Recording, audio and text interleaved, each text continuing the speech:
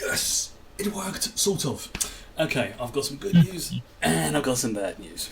The good news is I managed to get shit working. The bad news is, as you can see by the current screen, it captures, unfortunately, whatever it is I am looking at, which is currently my Twitch dashboard. So just bear me one moment. We got Inception stuff going There on we here. go. Yeah, that was some definitely. Yeah. Basically, the reason my stuff started a little bit late today is because, for some reason, in one of the recent updates, Streamlabs and Firefox, which is what I normally use, were not talking properly, and I could not capture them for love nor money. So I had to do a bit of a crude jury rig in Chrome. It worked, but only if I stay on the tab, which means I cannot like sort of quickly flick over and see how the stream is going, because it then goes all like that, basically. So, without further ado, I'm going to try to remember everything that I had in my notes, because if I go onto the wrong screen, you're going to see what's written down, which I don't want. Unfortunately, we are down a person today because he's celebrating something about a wedding anniversary or some nonsense like that. So our resident Andorian will not be with us today, but will be hopefully back next time. And as punishment, his character Tira has the space shits. As punishment. No, I'm not joking. So, I was winding Andreas up that that was exactly what's going to happen to his character. But you will find out what in character why they're not here. So, to start things off, I'd first like to apologise to my diffies for completely mangling their 2D20 system, but we're going to be playing Star Trek Adventures tonight, myself and the rest of the chaps here. For those who haven't seen my streams before, I will be covering up sort of the chat, because it can be distracting seeing the chat coming up and down, things like that for me. But what I will do is I will look at the chat at the break and towards the end of the stream, so you won't be ignored, just temporarily put to one side, which is what I'm going to do right now. So, last time, the crew of the Damocles have been sent on probably their most important and longest mission to date. A few weeks prior, a set of systems had come into their possession that the Bendrazi were, for some bizarre reason, targeting. These systems were, as far as the Starfleet and anything else could tell, didn't really have anything of tactical importance, which means They were targeting them deliberately. And some other information that pops up at the same time, so I can adjust my mic, was that within the next 5 months, one of these 20 planets would herald the discovery of a very important Iconian gateway, one which would allow whoever found it to travel to Andromeda, where it was believed a experimental set of Iconian technology, maybe a stash of intact ships, don't know, weapon technology, you name it, whatever it was they find there, when they come back, their power boost allows them to pretty much take over the Gamma and the Alpha Quadrant within a matter of months. On one of these planets, the first one that was discovered, known in the database as, I did actually write this one down, let's just go, DM48, a series of creatures based on Alpha Quadrant DNA was discovered. They were in a ridiculous numbers, frankly, and variety. It's like almost as if something had accelerated the evolution on this planet in some way. When the crew went to this planet, they found that some of the creatures were very highly evolved, some of them were not so much. But indeed, all of them were descended in some shape or form from Alpha Quadrant species. After encountering what can best be described as a gorilla-like entity, nicknamed Gore, a bunker full of Dominion technology was discovered. Also, the second problem was discovered with this planet, in that it contained what can best be described as a morphogenic field. It's probably the best way to describe what was found there. This started to have a rather curious effect on the crew. Lieutenant Tira became a lot more feral and animalistic, almost turning into a creature that can best be described as a spider. Sorry, a tiger. The spider, the one I just mentioned, unfortunately, was what Lieutenant Wacom started turning to, who, being, so we say, visually focused, found that his compound eyes allowed him to see into new spectrums and actually appreciate this beautiful garden world in ways his normal eyes couldn't. But two of the changes had interesting effects.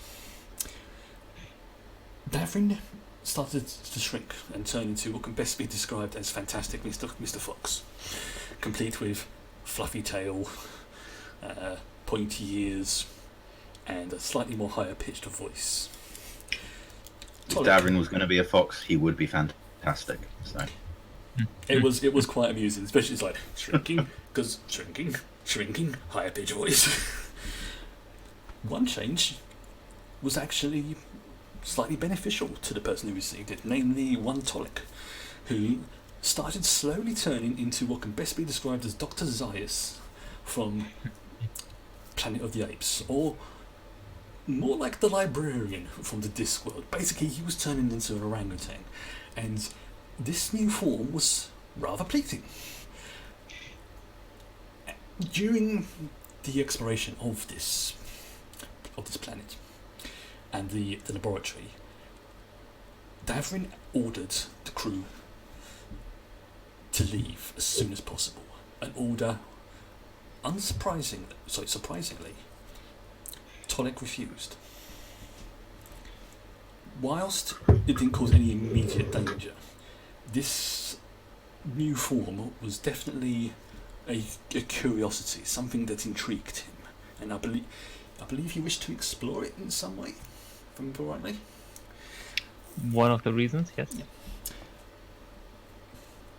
Turning off the morphogenic field was actually surprisingly easy.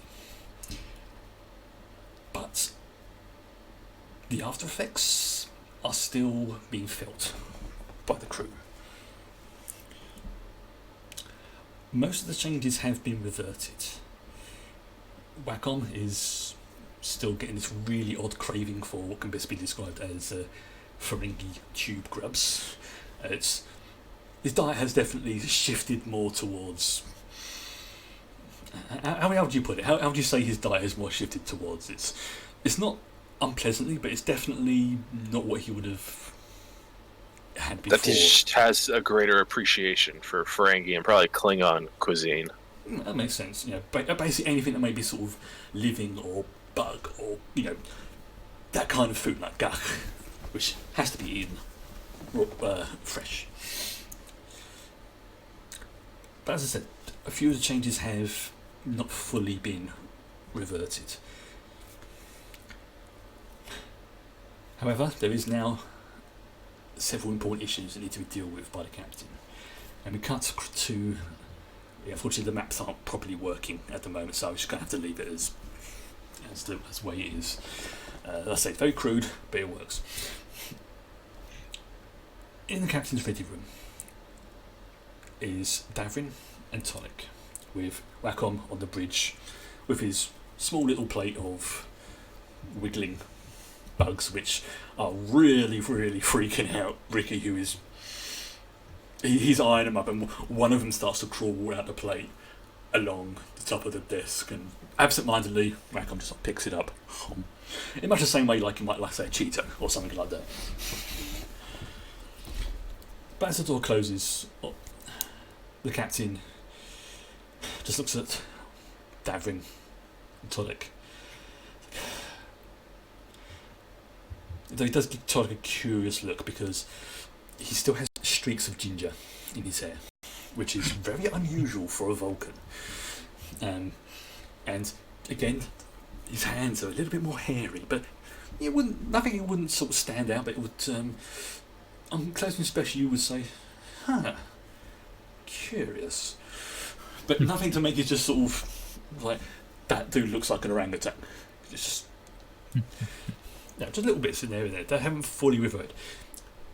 Davrin seems to be fully cured. It's something about the trill physiology seemed to bounce back very, very quickly with this treatment that the doctor had. But the rest of the OA team still having issues. And the captain acknowledges this as he's trying not to stare at the ginger hair in Tonic's otherwise pure black hair. And he's like, right, you two sit. I hate having to do these things, but... Computer, enter into the log the formal reprimand to be given by one Lieutenant Davrin John to Lieutenant Tolic. Davrin, if you would, for the record please, enter as to why you are issuing this formal reprimand. The captain just... Yes, sir. Lieutenant Tolic refused to obey a direct command in the field, which, although it did not lead to any serious consequences on this occasion, and in fact may have resulted in the success of a mission, that result could not have been predicted by Lieutenant Tolic, and we could just as easily have had a much more serious consequence. You've never seen the captain's eyebrow raise at this point. I mean, though he had like a very brief meeting, normally when there's a reprimand, something like this, it's like, we'll keep it official, so he's been trying to be impartial, but at the same time, his eyebrow just very slightly raised. It's just curious. That's like, do you have anything further to add to this, Lieutenant Commander?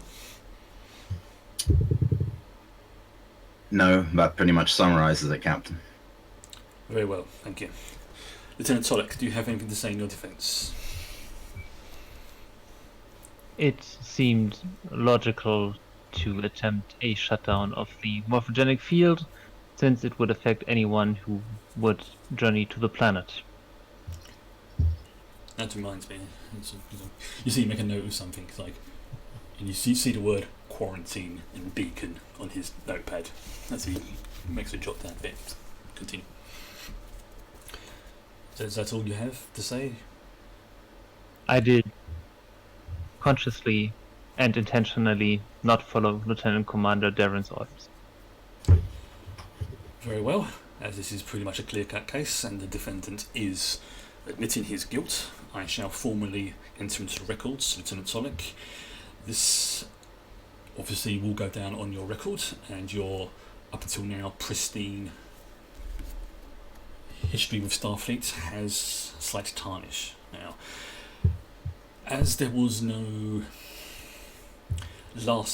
lasting issues with the breaking of the order, for the moment I will consider this matter closed. However, if there are further transgressions, I will be taking this matter further. Am I understood?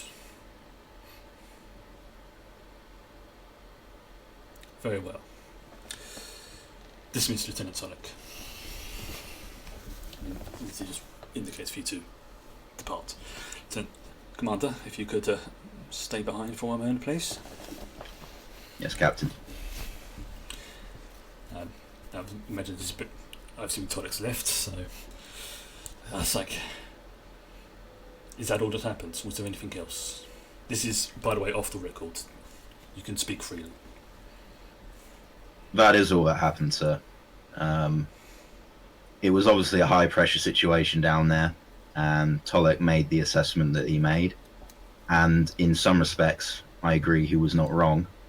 But as my initial report said, I was not ordering a retreat forever. I was just getting our team to safety because of the mutations' rapid progression. It was a bit difficult to issue this reprimand, but that's just, that's trouble with command, isn't it, sir? Yes. I did actually. The fact that you said that has actually pleased me slightly, which is why I've had to do this in the past with other officers when they've given reprimand. I always want to get a more, should we say, personal view onto why they did it. It helps to reinforce, should we say, my choices in certain regards, and this has said, whilst I probably would have done the same, the fact that you do feel that it was the right choice has actually it has, let us say this, I do not have any regrets now making you my first officer because of this. It is all very well and good to deal with things when things are going well, but it's when, what was that curious phrase that Lieutenant Ricky is like, when the shit hits the fan, that is when you really know what your officers can do.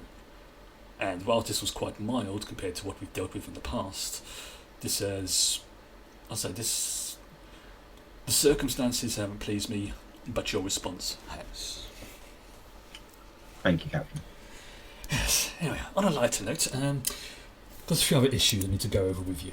The first one is regarding our EMH. Oh dear. It's not. That's an in-character reaction. He just assumes it's going to be bad. No, it's not too bad. But honestly, we've had him active for pretty much day one. Since day one. Obviously, there's been some time on and off, but we can't keep calling him the EMH. Fair point. We need to come up with a better title for him, and I would like you to, at some point, there's no rush on this, this is just when you get a spare moment, put your feelers out amongst the crew to see if there's any ideas or suggestions for possible names. Obviously speak to the EMH himself, see if he's got any ideas, but I mean obviously after that the incident with Voyager, I know that the EMHs are borderline classified as sentient, so we've got to be very careful with how we treat this. Just so we're clear, we're going to be vetoing right from the get-go Dr. McDoctorface, yeah? Yeah, precisely. Anything. Which is this is why this is more of an informal thing. I would like you to, shall we say, screen any possible ideas that may come up, because I know what this crew's like, and let's just say that Dr. McDoctorface would probably be one of the more polite options. I did get a few suggestions before. One's in Klingon, which I can't read, and he shows you a suggestion which can Davrin read Klingon, or at least have an idea of it. Probably not. No, if it were Vulcan, maybe. But It's In not. fact, there probably is a Vulcan idea, suggestion as well, and the Vulcan one is rather vulgar. It's in, which is rather a shock coming from a Vulcan. It's and then apparently Archie suggested one in binary. Yes. The EMH might appreciate that, but probably not. But when we ran it through the translators, again, it's again, I'm not going to say this because this is I'm trying to get this polite, but it made fun of certain parts of his body. I think Archie has been speaking to Lieutenant Ricky a bit too much, if you know what I mean. So, I know there isn't a lot of precedent, but there have been EMHs on active duty for extended periods of time before. Is it completely out of the question that he not just be given an official title? Well, at the moment he is effectively the acting chief medical officer because we've never really needed one. But I think that yes, making him a official member of the crew, as it were, would be, I don't know, what's the word? Morale boost? Does that make sense? It's certainly for the crew something the crew to think about, but like I said, it's the old Voyager incident has made me a little bit wary about now turning him off. Yes, and I presume we're having this conversation because an active medical officer, a non-virtual one, is not going to be joining our crew anytime soon. Especially for our extended mission into the Gamma Quadrant, yes, it is. Yes. I mean, though he is a cantankerous person, you get the feeling that the captain wants to say something a little bit stronger. He is probably one of the more effective systems, and you see this stops him. Crew members that we have. That's going to take some getting used to. So yes, like I say, it's if you could put the feelers out on that one. Oh, and speaking of the EMH, he has requested that yourself, Wacom, and Tolek, if you could very quickly pop down something about an issue with the treatment you three received after leaving. Oh god, this is what they've called it. The Moreau planet.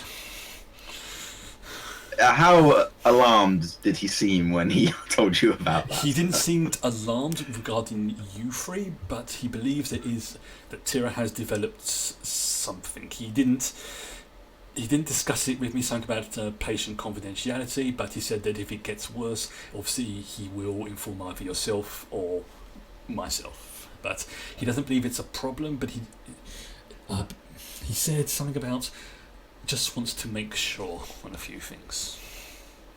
I'll get right on it, Captain. Thank you very much. When you come back, you'll be on the con because I've got to write out this paperwork for that reprimand now. Thank you very much.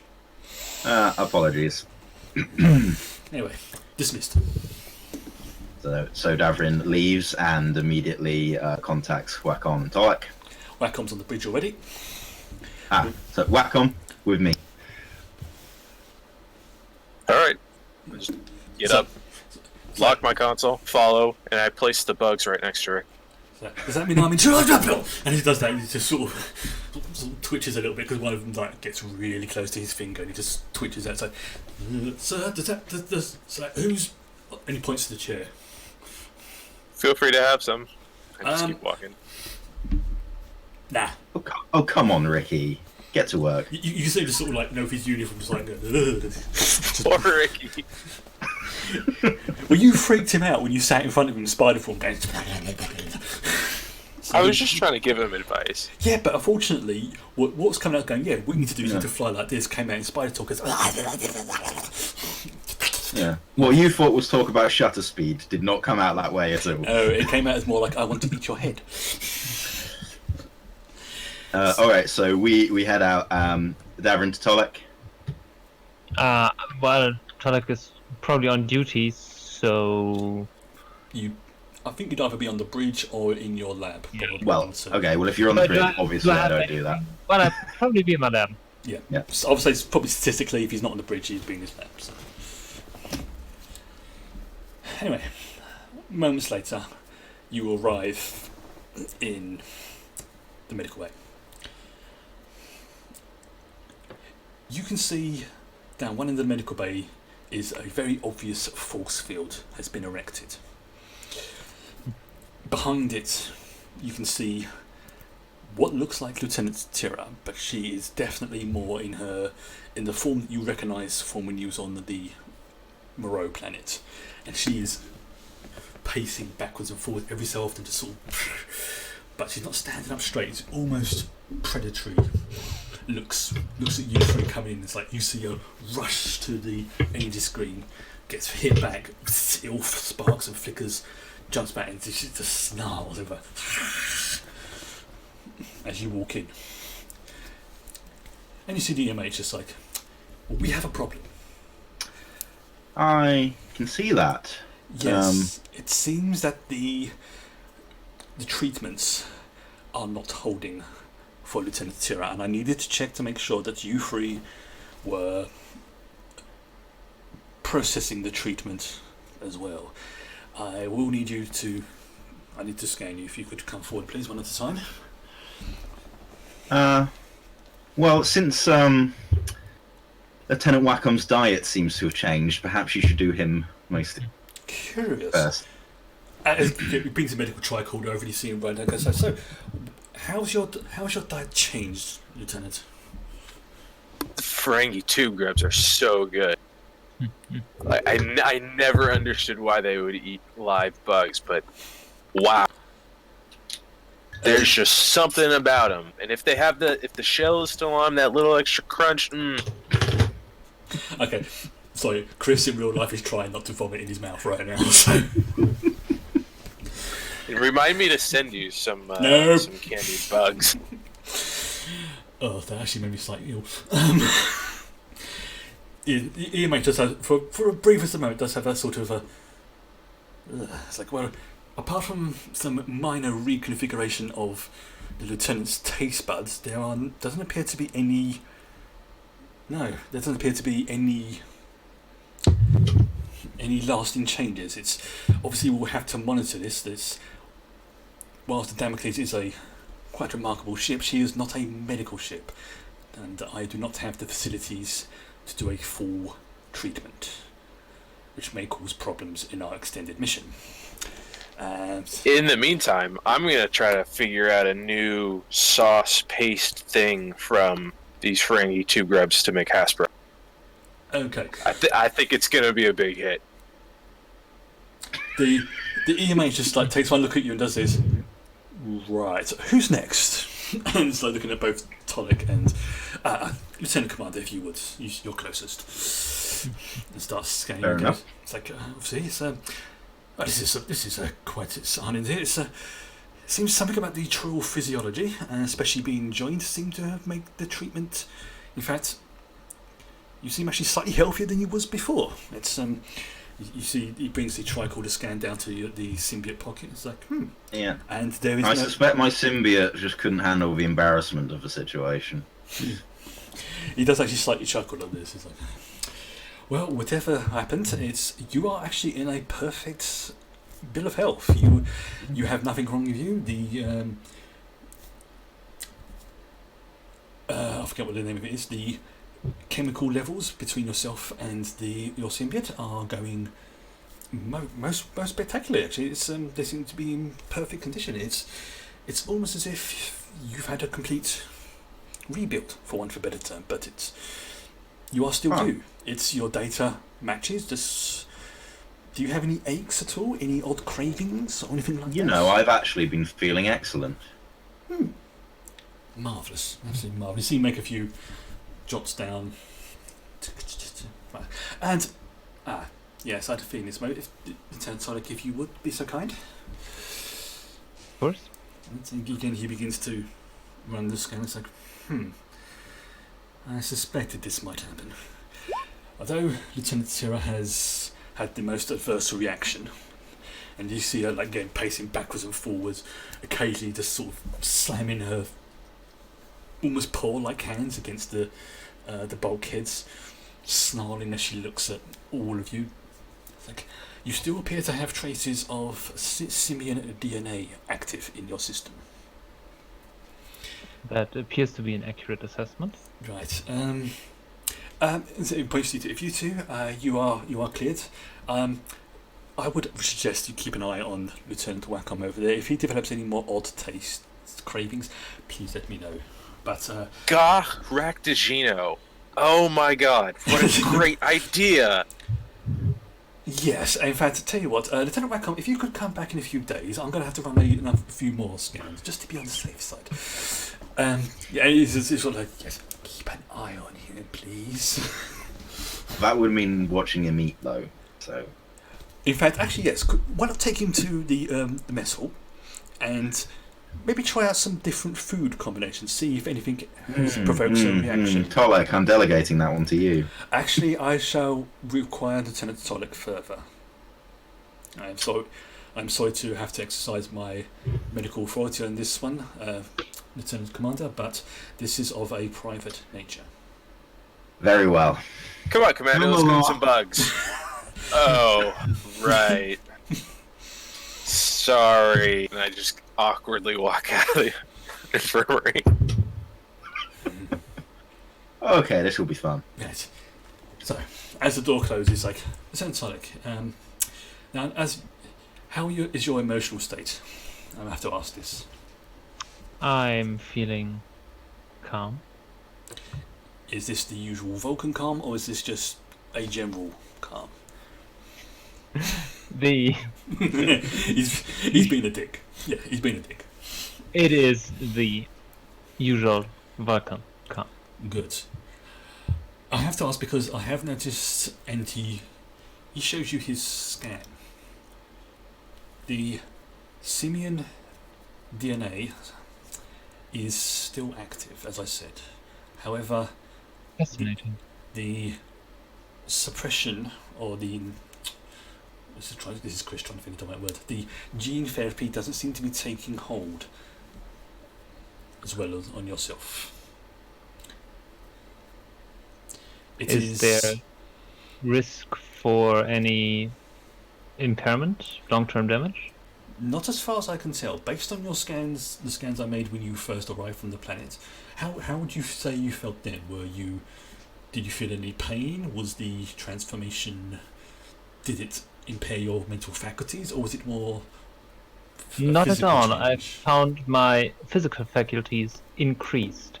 Prehensile feet do have their advantages. Very well. I've got another way of saying this, but I believe that without further treatment, you may slowly begin to regress back to that form. It is unpredictable as to how long it will take, but without improved medical facilities, the best I can do is slow the process down.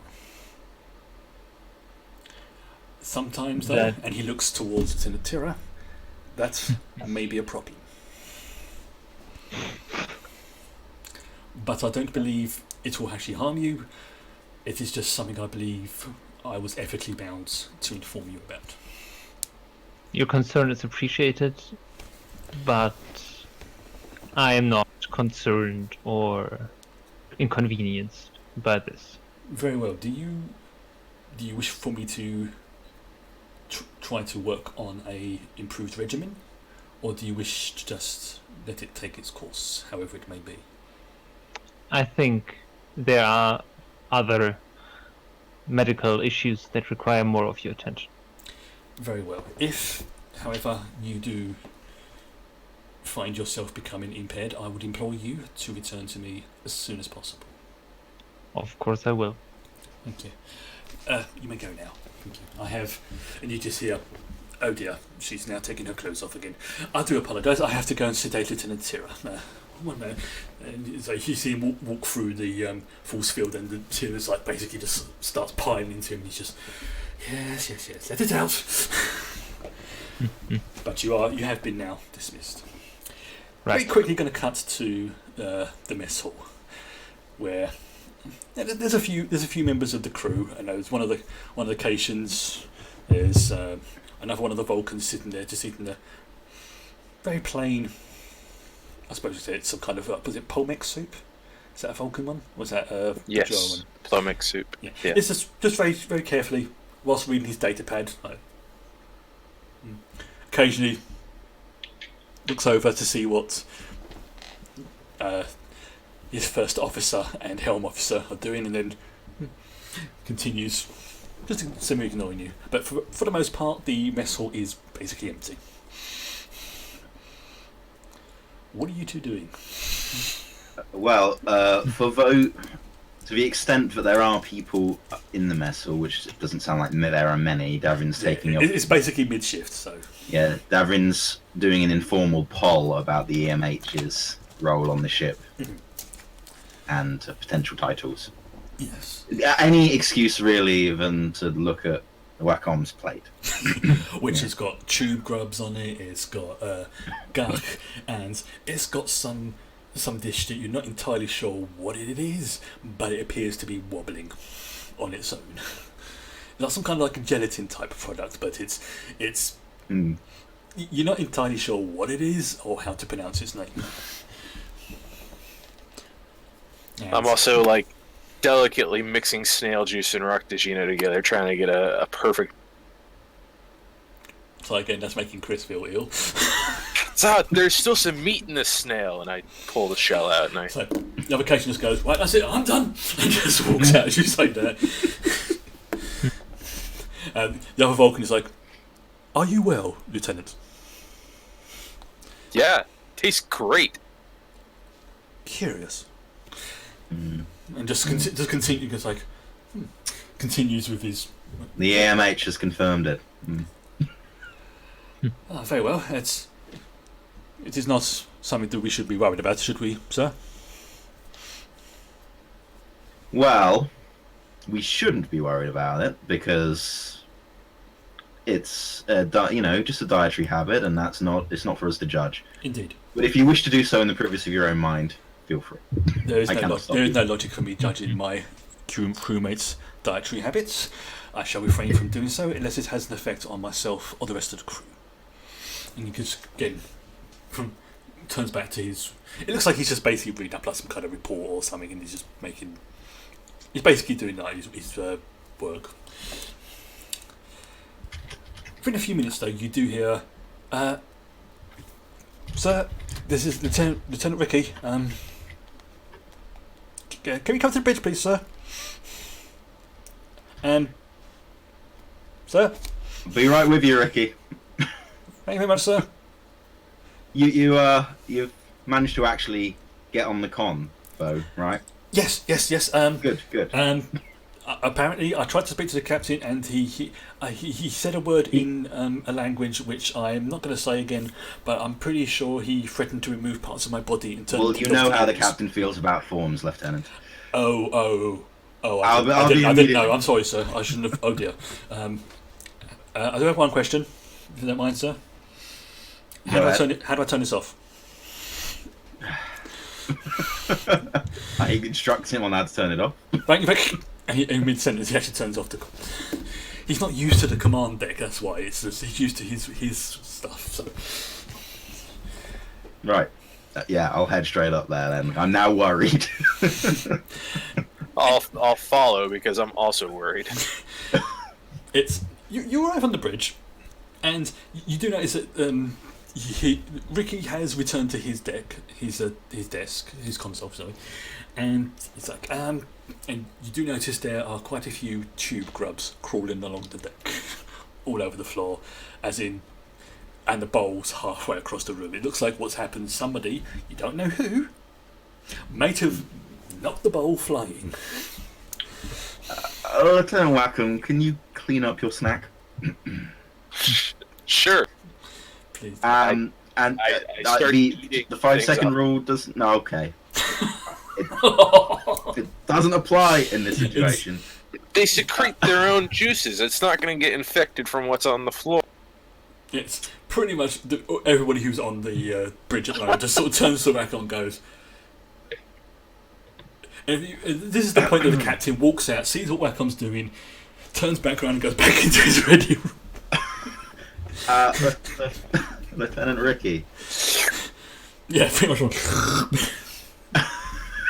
Lieutenant Ricky, could you after you give me your report, could you quickly let the EMH know that Lieutenant Wacom is now eating grubs off the floor? Can I go and do that in person, sir? Yeah, but let me know what you need to report first. Okay. Thanks. Yeah, he points to.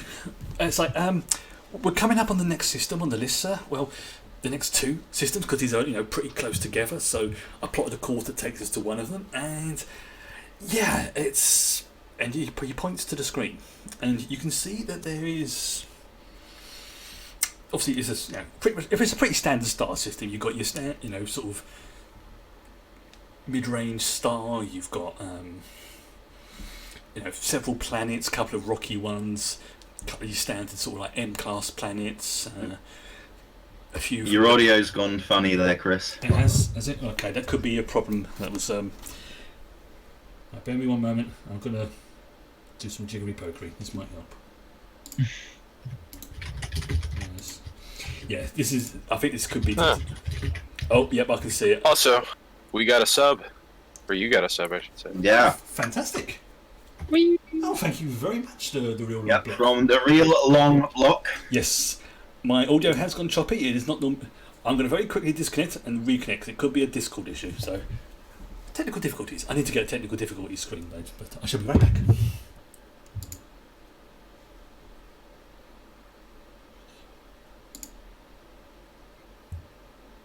Right, testing. How's that?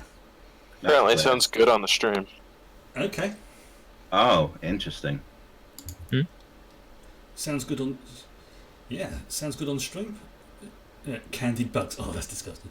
Okay, if it carries on, please let one of us know. And because I've got the thing close, so I can't always see what's going on. But there has been technical difficulties tonight, so I have to sort of grit our teeth and bear through this on this one. So sorry about this.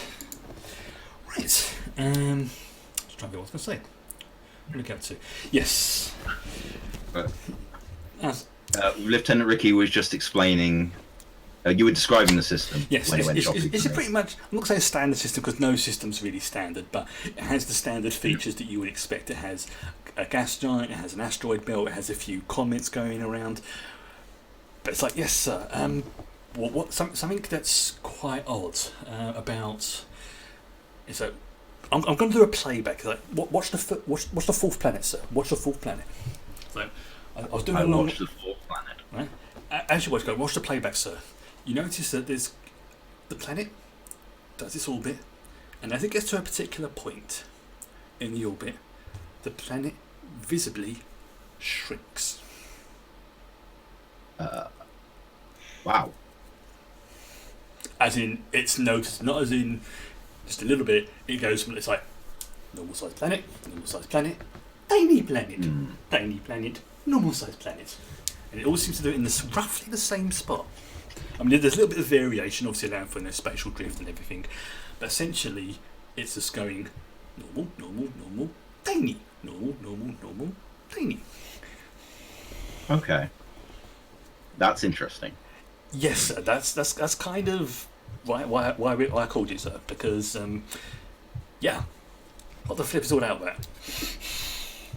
Yeah. One moment. Fantastic question. Yes. Chris. Yes. Can I roll? As a borrowing. Yes, that's the test. word. Thank you. Can I roll a test using my astrophysics focus? Because I'm wondering if there could be something between us and the planet that could cause an optical illusion, or Like a lensing effect type thing. yeah. Okay. Yes, I'm going to say yes because this basically there's some weird space shit going on. This is basically what it covers. So That is what Essentially I what focus that is. on. Weird space shit. In fact, I might rename it. So that's science and reason, or science and insight. What would you call it? well, I would say what are you trying to do with this one? Are you trying to? Well, I figure want it to out? know if I want to know if Davrin would know of something that could cause that? I'm gonna say probably reason then, because you're trying to. It's like you're saying, well, it could be this, but no, because that's not gonna do it. It could be something else because of blah blah blah blah. Righty-ho. This is going to be a 2, by the way. 2. A 2. 2, 2, 2. A 2. Okay. I might use a momentum then. Go for it.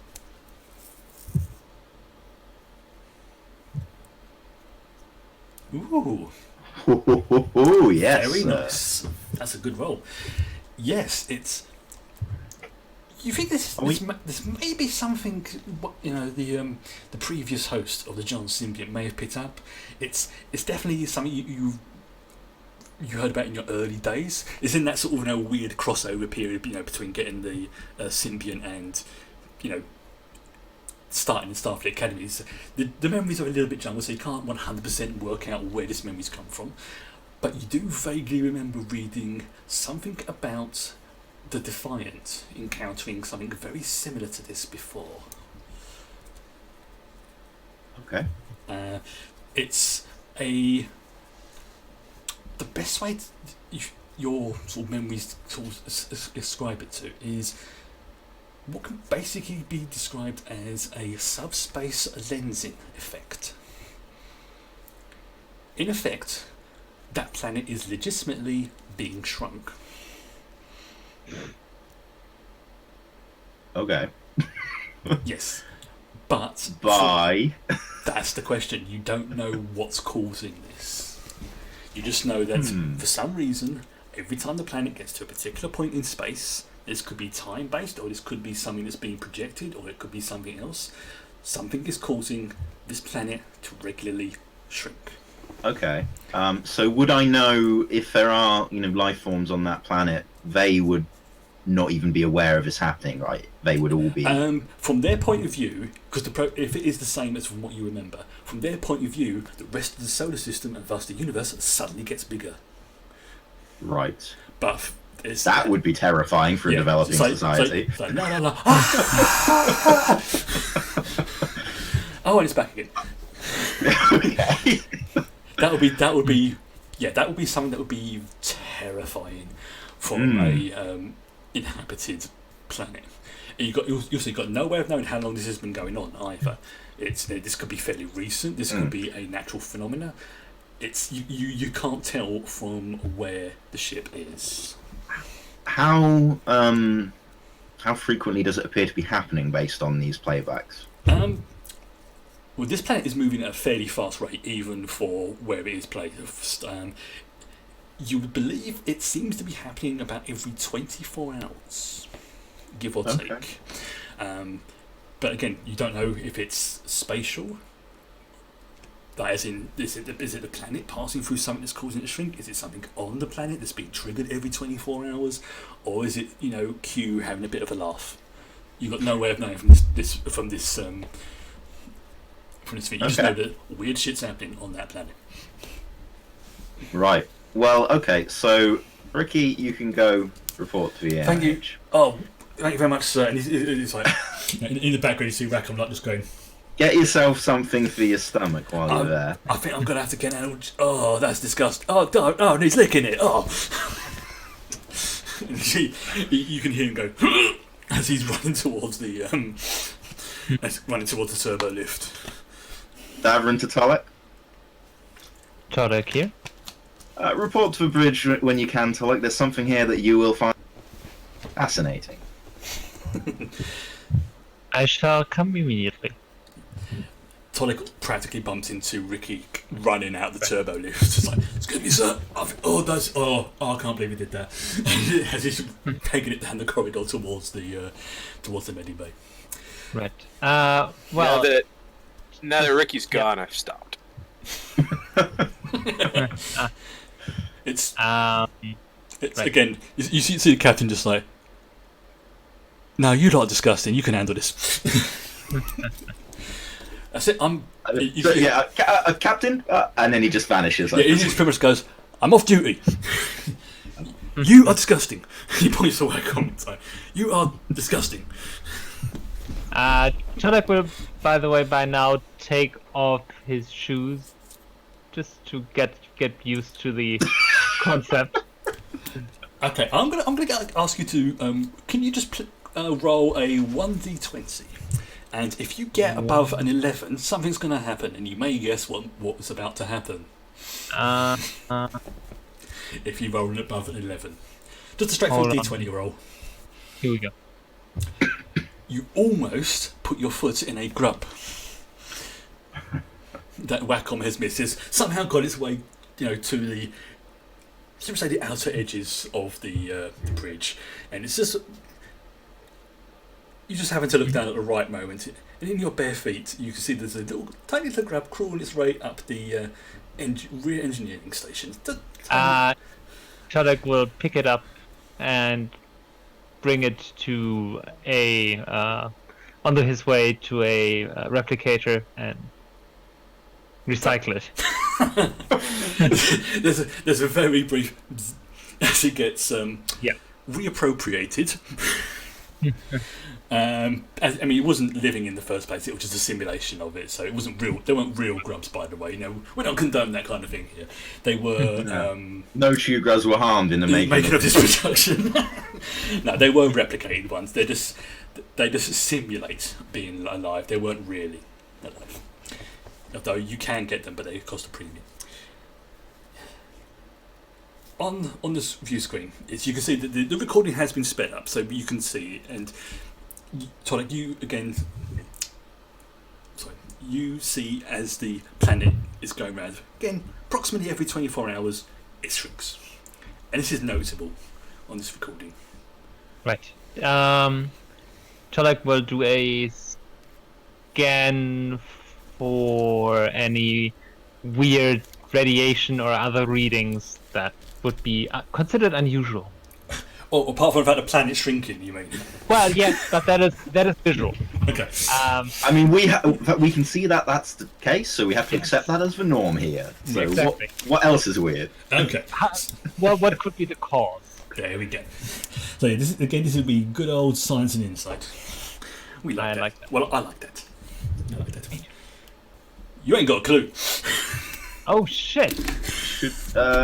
We should probably be using the ship system, should we not? That is true. Then. Would you be so kind as to? Yeah, I've just got to find the ship. So who was the role for I the have ship? it open. Okay. Oh, yeah, you do it then. Nice. Speaking What of is it? Roll20, we currently have 6 momentum. That can't be right. No. I mean, I you just used I it. think it was. That's true. You just earned 3. Yeah, you just did 3. So But I spent 1. So yeah, Okay. net 2. okay, no, fine. Leave it maybe as they it is. didn't That's fine. need that. That's fine. Okay, so ship. Yes, if you could. Yeah, roll what's the ship the rolling? ship will be, I'm going to say science and sensors, because you're basically doing like a scan to try and pick up, any energy sources or things like that. Cool. Always, my first roll hold always on. is wrong. It should Hold be, on. It should be Always 2 does. dice. Ah, It should be 2 dice. Yeah, it's set to 2. Oh, there you go. Then. Wow, and Always. doesn't Tolek have a talent for this as well? Yes, I do. I'm just have to find it. It's something about the sort of say in sort of in game to explain why this is going on. It's something about there's definitely something happening on this planet, but it's you think that the fact it's shrinking, that it's messing with Damocles' sensors. In some way. By the way, Chris, what's the DC on this? 2 difficulty of 2. Well, never mind, because I can reroll 1d20. Yeah. Okay. Fair. So yeah, it's you're definitely you don't know. You think it might be something to do with the recent changes and the tweaks that you made to the Damocles' sensor system. For some reason, it's not picking up what's going on here. But visually, you can see what it is, but you're not. Your sensors just don't seem to be picking up what's going on. Right. Fascinating. Yeah, quite. I think we can probably agree that any effect that is capable of shrinking or enlarging a planet may be of enough value that this may be the planet we're looking for. It's worth checking out. Indeed. Right. Sorry. So problem with talking like this, it does dry my throat out. And yeah, Con, take us closer. That would be All right. that would be Wacom. It's like because Ricky's not here right now. He's too busy. He's too busy. Upchucking. He is too busy trying Yeah, to well, get that's probably around the bush. a certain mental image out of his head of Wacom basically going Expanding a Technicolor Chunder Snake. to That's what I want. a living, well, a simulated living gach. Like, you know, like you get like a bit of spaghetti, someone does that type thing. That's pretty much what he was doing. So yeah, you got this is going to be reason and con assisted by the ship's sensors and con, because you're trying to sort of scan to see if there's any, you know, like asteroids or you know, I don't know, spatial anomalies that you have to try and avoid. So if you want to roll for that, and this is going to be a difficulty of 1, and if someone else can roll for the ship, please. Yeah, I'll do that. Okay. Sensors and Con, you said. Yeah, it's basically to see if the information is being relayed properly to his console, and then obviously Wacom is interpreting it. Perfect. Yep, very nice.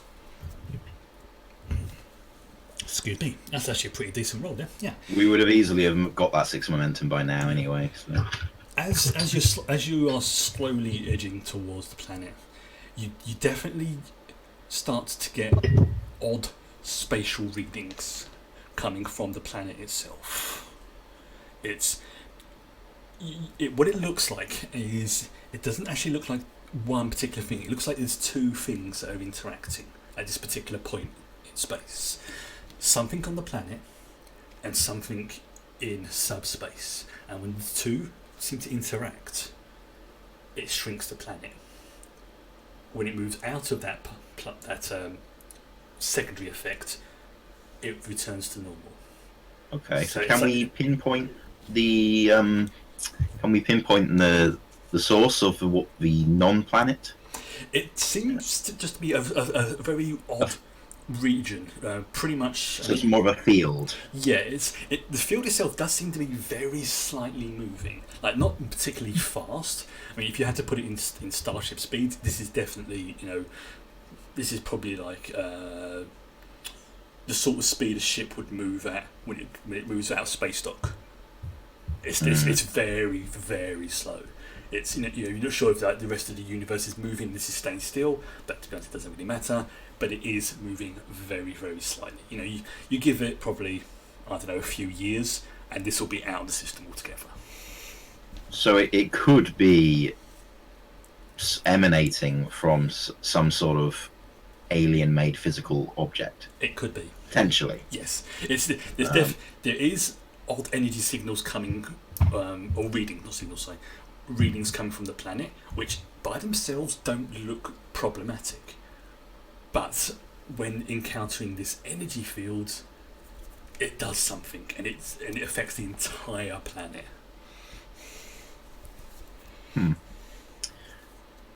Okay. Thoughts.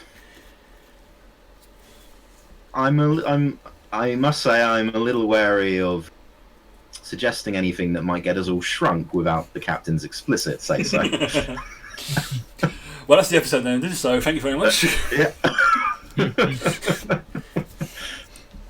I mean, I presume that we're going to end up having to go inside Tira's bloodstream at some point during the episode now, but in a tiny Damocles.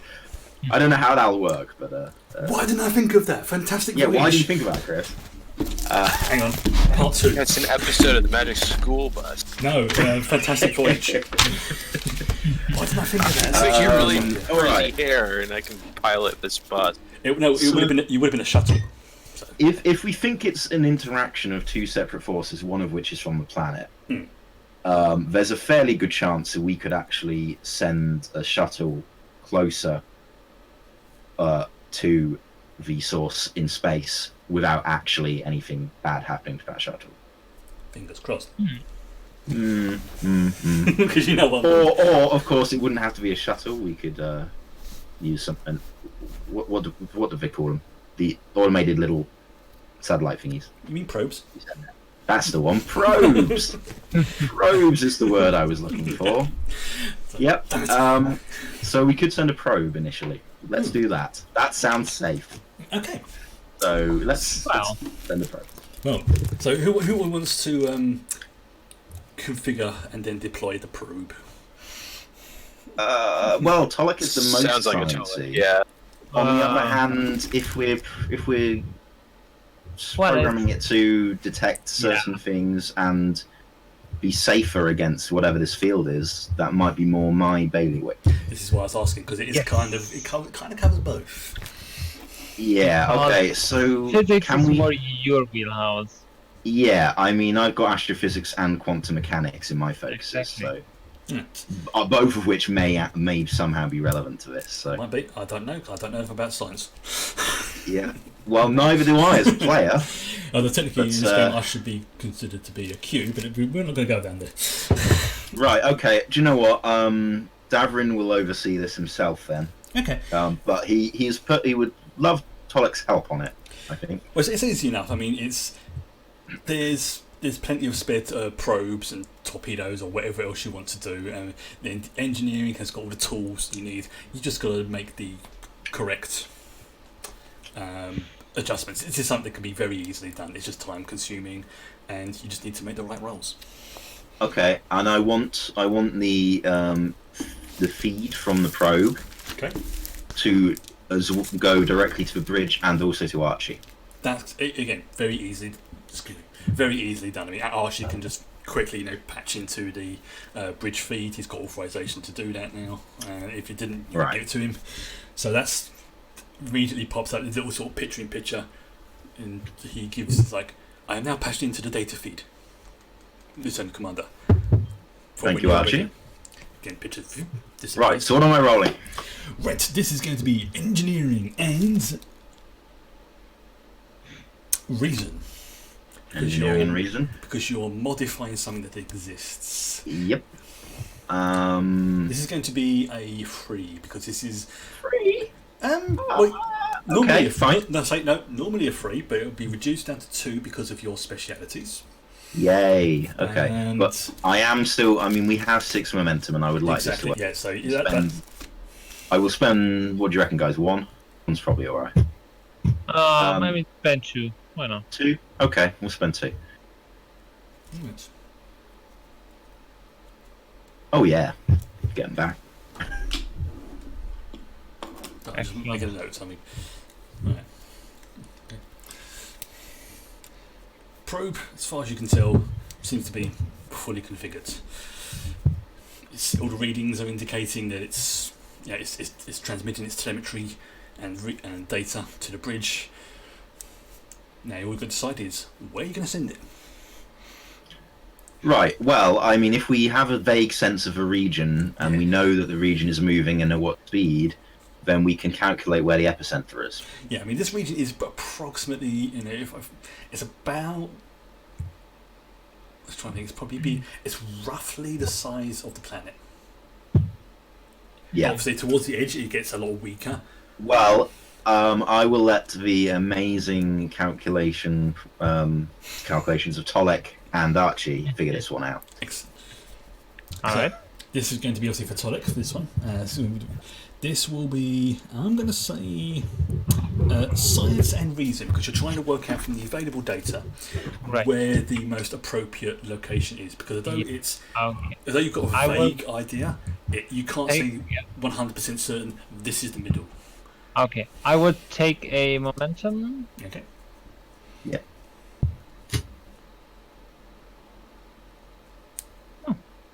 That looks okay. Not bad. Not bad.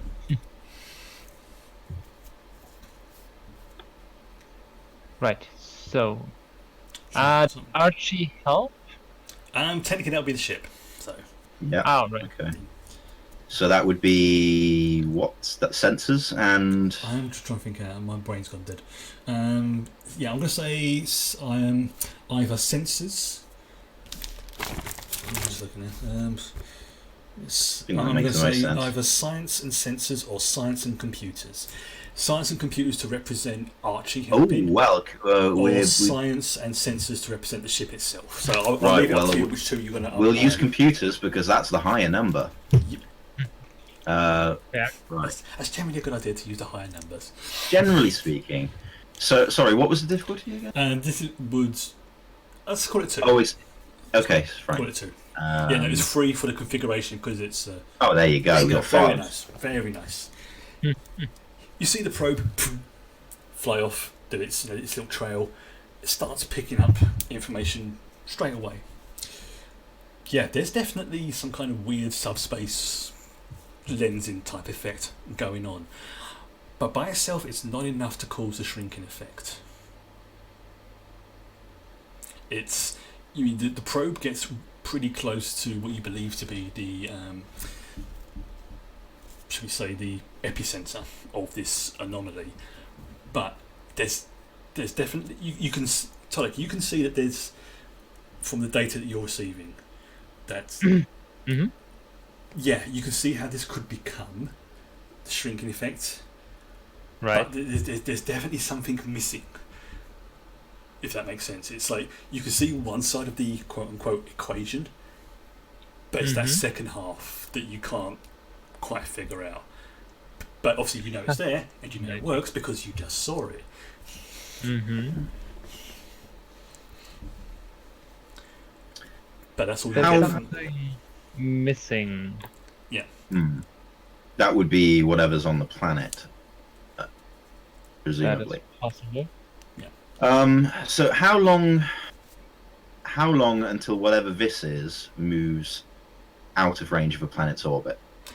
you believe it would be sometime within the next 9 months or so at the speed it's moving. Okay, so then in that case we can leave this be until we discover that it is actually having a negative impact on the planet. Yeah. And then we can make another assessment. Yeah. It's You can sort of see, it does seem to be moving. I mean, you can. Something else that your probe is now starting to pick up is you can see its, for want of a better expression, I'm going to call it subspace wake from where it has travelled. But it's not those effects that's causing it; it's the primary thing. It's like, like when you drop like a big stone into a pond, you can see like the little ripples, but they don't really cause much of a problem. It's the big bit. That's what's and the planet two together. Okay. And the probe is still functioning fine, is it? It's fine. Yeah, it's just pretty much it's sitting in its spot, going around very very slowly, picking up as much as it can. But it's a probe. It can't detect as much as a ship itself can. Yeah. Can we take over the control of that remotely and actually Yeah, you have can. it search? You can, but you're not going to have much time left because probes aren't designed for that purpose. Yeah. But you can sort of say go over to here, go over to there. You probably got about another hour's worth of flight time. Right. Well, we might as well try and find the actual source. So, Lieutenant Wacom, if you could manually control the probe for the remaining time, and maybe we'll get lucky. Mm-hmm. Sure. Still speed things forward a little bit, so rather than get you to roll. It's as the probe is sort of doing like a spiral maneuver. That's the usual sort of check in to see what's going on. It does seem to pick up the, I don't want to say a signal, but it's definitely something about the planet itself. It seems to be what's causing it. The anomaly, for want of a better expression, seems natural. It just seems to be a natural tear, a natural bubble. It doesn't seem to be maliciously caused. It's just, it doesn't seem like it's anything to worry about. Like, it doesn't seem to be getting bigger. It doesn't seem to be getting smaller. It's just pootling along, minding its own business. Okay. Well, if it's a spatial anomaly, it may be has been encountered before, so that might be worth looking into. Yeah. So what have we discovered about the source of the planet then? The planet itself does seem to be inhabited by not so much a pre-warp culture, but they do seem to be pretty advanced. Okay. It's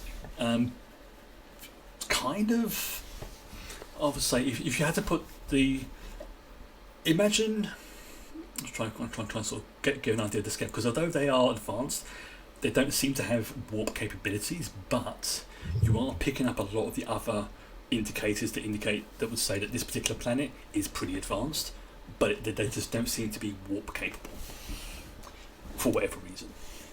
Mm-hmm. And it's quite Right. this planet is pretty inhabited, really. There's, I'd say, probably about 3 billion people living on this planet. It's about the size of Earth. I think it's only got really sort of, it's got loads of continents, islands, the usual gubbins. It's got a regular atmosphere, but nothing to really sort of say that it's a threat. It's just, there's no real, there's no satellites, there's no orbital weapons, there's no like space elevator. It just seems to be a planet with reasonably advanced civilization on it. And are there signs of impending apocalypse on the planet? Not that you can tell. Yeah. I mean, obviously, you don't know how long this has been really going on for them, but as you said yourself, if from their point of view, if every so often the universe suddenly gets bigger. Yeah, but if they are almost warp capable, they may actually have, some idea of what's causing it and be less worried than, say, a primitive culture. Yeah, they don't seem primitive. They do seem reasonably advanced. It's just you're just not detecting anything that would say this is a warp-capable planet. But at the same time, you're not really saying Right. Like you're picking up like fusion reactions. You're picking up powerful electricity grids. Just nothing to indicate warp capability. So here's the thing: if we think the half of the equation from space is a natural source, natural anomaly, that's a strange term, isn't it? Natural anomaly. Yeah. But a naturally occurring anomaly. Yes. Then we actually have no reason to interfere in the development for the better or worse of the culture below. Yeah. Other than sheer curiosity. Yeah. That's pretty much what it is. There's something on this planet that is triggering this effect. And well, obviously, we should probably look into it in case it's what they've been drafted on, I suppose. Yeah. At the very least, it's worth having it's probably worth having a little poke around to see, is it something about the planet? Is it something about their technology?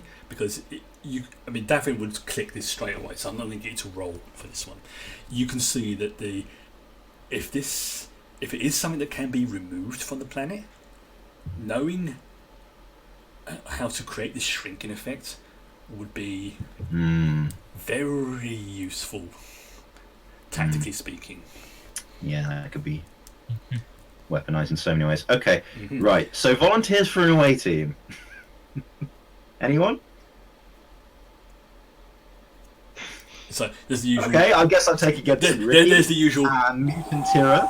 And the captain. Captain just like, he's got his door open and he's just like, you're the first officer, you deal with it. I'm on my break.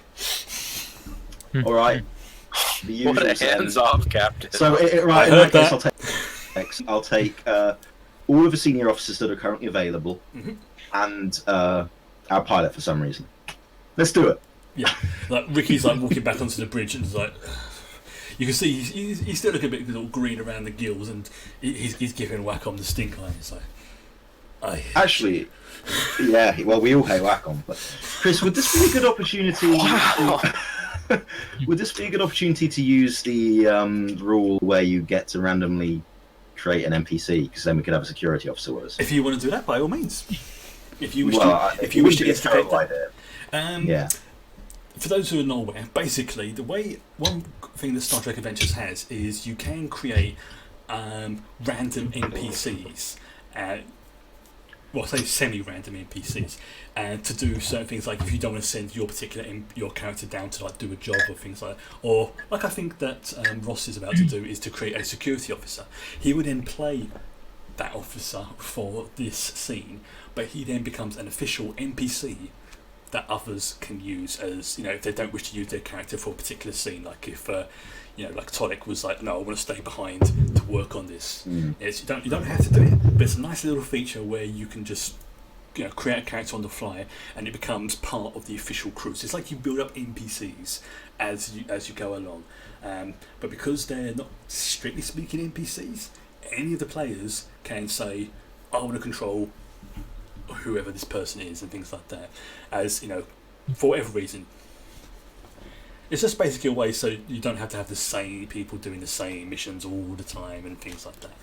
I had forgotten the part where you control that character for the scene instead of your own character, and I do think Davrin has the scientific knowledge. I mean, if you wish to create an NPC to bring along with you, you can do that. It's just I was just explaining. Yeah. Okay. Well, if you don't mind us just taking, then I think we should. Yeah. I mean, the thing is, you get to decide what they are, what species they are. Okay. So because I'm going to say. So I'm going to write this down because this is going to be important because this is now a. I think we should all pick a detail. So I will pick species. Okay. And just write. And Tolek can pick. Hanno can pick. Sorry, one second, my pens. Their gender identity. All right. And Brian, what do you want to pick? Some other interesting detail. So their tragic backstory, perhaps. Their dietary habits. Yeah, I think that's a fair way of doing it. If you each get to pick one aspect of this character, then that way it's literally like a group thing. But you can say, "Oh, I've come up with one beforehand that you want to use." It's a good way of literally just dropping in NPCs and having them pop back later as named ones. So go start with Start with species. What species is this particular? Sorry, you say it's a security officer, yeah? I want to say they are Antican. Antican. I'm trying to remember what those are.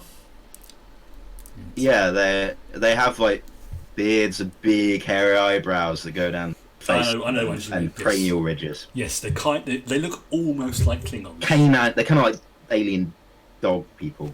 Okay, with okay, cyber. So I'm writing this down so I know dog looking. Yeah, I mean that's the beauty of it. Not literally dog looking, but more like maybe they evolved from a canine species. Yeah. In the same way like humans evolved from ape-like species, they would evolve from a. Yeah, okay, that's fine. Okay. All right. So what?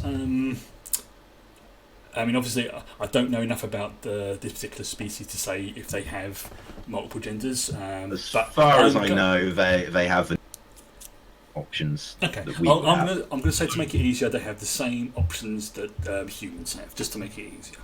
Okay. Well, let's make them identify as female. Okay, that's fine. Female officer. Yeah, that's fine. I'll just put identify because it's obviously no. Okay, and any other information that you want? Tragic backstory. It doesn't have to be tragic. Not everybody has a tragic an backstory. additional interesting detail. Interesting feature or detail or aspect about them. Just something just Could to be a Okay, make them well, stand out a little bit. It's focus. I was gonna say it's Pride Month. She could have her hair dyed in a rainbow, which would be pretty dope. Fair enough. Okay. With big rainbow eyebrows. Or just sort of okay, let's go with that. Sure, why not? I imagine it's probably now. Obviously, because they probably don't have the same cultural background. Is there a particular reason for why her hair is slightly rainbow coloured? I mean, I don't have a problem with it. I'm just trying to sort of give a bit of just to put in my notes. Is it just? It could be that like very serious. They add a new color for very serious events in their life, and the more colors they have, the more the respect. I like that. That works. One for each. I like that. We'll give them a bit of background for them as well. One for each major event. No, like a. It says that they have sharp claws and teeth, so I bet it's quite good at kind of focus. Okay, yeah, that kind of makes sense. So it's they would be close combat orientated. So, okay, what we're going to take a very quick break because I've got to do some more notes on this one, and I need to go to the toilet. We shall be back shortly, providing there is no technical difficulties. Thank you very much. Yeah, so we're back in a couple of minutes, and fingers crossed, no more fluff ups. And we'll be meeting one of our new security officers who is temporarily standing in for. I've not made for the last minute.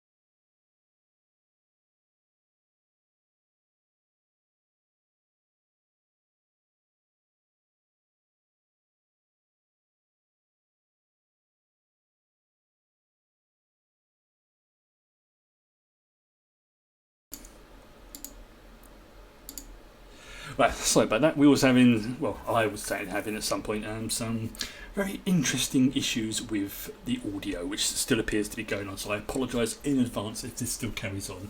There's a few things I can close down, which I do kind of need to keep open. So if the stream crashes, don't panic too much. It's just, unfortunately, just seems to be one of those night for technical things. It happens.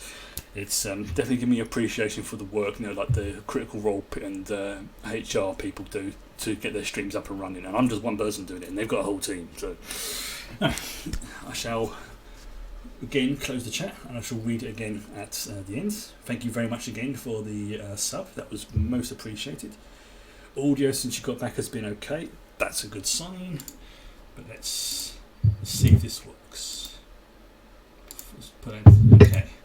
So, with the Chief of Security being incapacitated, well, you've seen her about the ship a few times. The Damocles isn't a big ship. It's you probably I don't know a couple of words with them, but you think that Lieutenant Baylor, who is the Antetian who has met you in Transporter Room 1, not 2. From what you remember, Davin, from her files, she seems to be fairly competent.